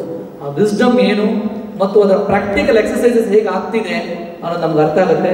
Most ಆ practices ಅನ್ನು ನೋಡಿದ್ರೆ ನಾವು ಥಿಯರಿ ಮಾತ್ರ ಓದ್ತಾ ಇರ್ತೀವಿ, ಕೇಳ್ತಾ ಇರ್ತೀವಿ. ಈ ಥರ ಕಾನ್ಫರೆನ್ಸ್ ಅನ್ನ ಮಾತ್ರ IKS, ಹೊರಗಡೆ ಹೋದ್ಮೇಲೆ ನಾವು ಎಷ್ಟೋ ಜನ IKS ಬಗ್ಗೆ ಮಾತಾಡೋದು. ಪ್ರಾಕ್ಟೀಸಸ್ ನೋಡಿದ್ರೆ ಸ್ಟಾರ್ಟ್ ಬಿಲೀವಿಂಗ್ ಇಟ್. ನಾವು ನಮ್ಮ centre for education and social studies ಅಲ್ಲಿ ಅನ್ನದಾನ in all religion of the country ಅಂತೇಳಿ ಒಂದು ಸ್ಟಡಿ ಮಾಡಿದ್ವಿ, ಮ್ಯಾಸಿವ್ ಸ್ಟಡಿ. ಪ್ರತಿ ರಿಲಿಜನ್ನಲ್ಲಿ ಎಲ್ಲ ರಿಲಿಜಿಯಸ್ ಪ್ಲೇಸಸ್ಗೆ ಭೇಟಿ ಕೊಟ್ಟು ಒಂದು ಕೇಸ್ ಸ್ಟಡಿ ರೂಪದಲ್ಲಿ ಮತ್ತು ಕಂಟೆಂಟ್ ಚಾಪ್ಟರ್ ರೀತಿಯಲ್ಲೂ ಕೂಡ ಅದು ಇಂಟರ್ನ್ಯಾಷನಲ್ ಪಬ್ಲಿಕೇಶನ್ ಕೂಡ ಆಗೋದಿದೆ. ನಾವು ನಮ್ಮ ಸೆಂಟರ್ನಲ್ಲಿ ಮ್ಯಾನೇಜ್ಮೆಂಟ್, ಟ್ರೇಡ್, ಕಾಮರ್ಸ್ ಮತ್ತೆ ಸ್ಪೆಸಿಫಿಕಲಿ ಇಕನಾಮಿಕ್ಸ್, ಇದರಲ್ಲಿ ಭಾರತೀಯ ಏನು ಅನ್ನೋದನ್ನ ನಾವು ಕೆಲಸ ಮಾಡ್ತೀವಿ. ಅಂದ್ರೆ ಸಣ್ಣ ಸಣ್ಣ ಕೆಲಸಗಳನ್ನ ನಮ್ಮ ಲೆವೆಲಲ್ಲಿ ಮಾಡೋದು ಸಾಧ್ಯತೆ ಇದೆ. ಸೊ ಅದನ್ನ ನಾವು ಶುರು ಮಾಡೋಣ. So that we can spread this message of IKS and also we can take it forward. We got this message from both the speakers today. Professor Kanti Murthy sir, from all the way he traveled from Delhi with all his busy schedule, and I think you have shared a lot of information plus knowledge. So I think that is very much useful to all of you. Please accept our heartfelt thanks to you sir. ಹಾಗೆ ಆಚಾರ್ಯರು ಕೂಡ ಬೆಂಗಳೂರಿಂದ ಇದಕ್ಕೋಸ್ಕರ ಅವರು ಅವ್ರು ಗೊತ್ತಾಗುತ್ತೆ, ಇಬ್ಬರಿಗೂ ಏನು ಪ್ಯಾಷನ್ ಇದೆ ಅಂತ ಗೊತ್ತಾಗುತ್ತೆ. ಹುಚ್ಚರಾಗ್ಬಿಟ್ಟಿದ್ದಾರೆ, ಕ್ಷಮಿಸಿ ಟು ಯೂಸ್ ದಿಸ್ ವರ್ಡ್. ಆ ಒಂದು ತಮ್ಮ ಜೀವನದ ಇಡೀ ಅನುಭವವನ್ನು ಇಟ್ಕೊಂಡು ಇವತ್ತು ನಮ್ಮ ಮುಂದೆ ಅದನ್ನು ಎಷ್ಟು ಸರಳವಾಗಿ ನನ್ನಂಥ ಸಾಮಾನ್ಯನಿಗೂ ಅರ್ಥ ಆಗುವ ರೀತಿಯಲ್ಲಿ ಇವತ್ತು ಅರುಣಾಚಾರ್ಯ ಅವರು ಹೇಳಿದ್ದಾರೆ. ಅವರು ಕೂಡ ವಿಶೇಷವಾದ ಧನ್ಯವಾದಗಳನ್ನು ನಿಮ್ಮೆಲ್ಲರ ಪರವಾಗಿ ಅರ್ಪಿಸ್ತೇನೆ. ಹಾಗೆ ಈ ಒಂದು ವೇದಿಕೆಯನ್ನು ಕೊಟ್ಟಂತಹ ನಮ್ಮ MI ಸವದತ್ತಿ ಫೌಂಡೇಶನ್, CMTR ಮತ್ತು the agriculture university of agriculture science Dharwad, ಇವರೆಲ್ಲರೂ ಕೂಡ ಒಂದು ವಿಶೇಷವಾದ ಧನ್ಯವಾದಗಳು. ಈ ಥರದ ಪ್ಲ್ಯಾಟ್ಫಾರ್ಮ್ಸ್ ಇನ್ನಷ್ಟು ಕ್ರಿಯೇಟ್ ಆಗಬೇಕು ಅನ್ನೋದು ನಿಮ್ಮೆಲ್ಲರ ಕೂಡ ಆಸೆ. ಹಾಗೆ ಸಮಯ ಮೀರೋಗಿದೆ, ಆದರೆ ನೀವು ಸಮಯ ಮೀರಿಲ್ಲ. ಸಮಯೋಚಿತ ಪ್ರಶ್ನೆಗಳನ್ನು ಸಮಯ ಮೀರಿದಂತೆ ಕೇಳಿದ್ದೀರಿ ಮತ್ತು ಕೇಳಿಸ್ಕೊಂಡಿದ್ದೀರಿ. ನಿಮ್ಮೆಲ್ಲರಿಗೂ ಕೂಡ ಎಲ್ಲರ ಪರವಾಗಿ ಧನ್ಯವಾದಗಳನ್ನು ತಿಳಿಸ್ತೇನೆ. ಕೊನೆಯದಾಗಿ ಬಹಳ ಮುಖ್ಯವಾಗಿ ನಾನು ಡಾಕ್ಟರ್ ಗೌರೀಶ್ ಅಂತೇಳಿ, professor and director centre for education social studies. ಮುಖ್ಯ ಅಂತಂದರೆ ನಾನು ಧನ್ಯವಾದ ಹೇಳ್ಕೊಳ್ತಿದ್ದೀನಿ. ಎಲ್ಲರಿಗೂ ಕೂಡ ನಮಸ್ಕಾರ, ಶುಭವಾಗಲಿ.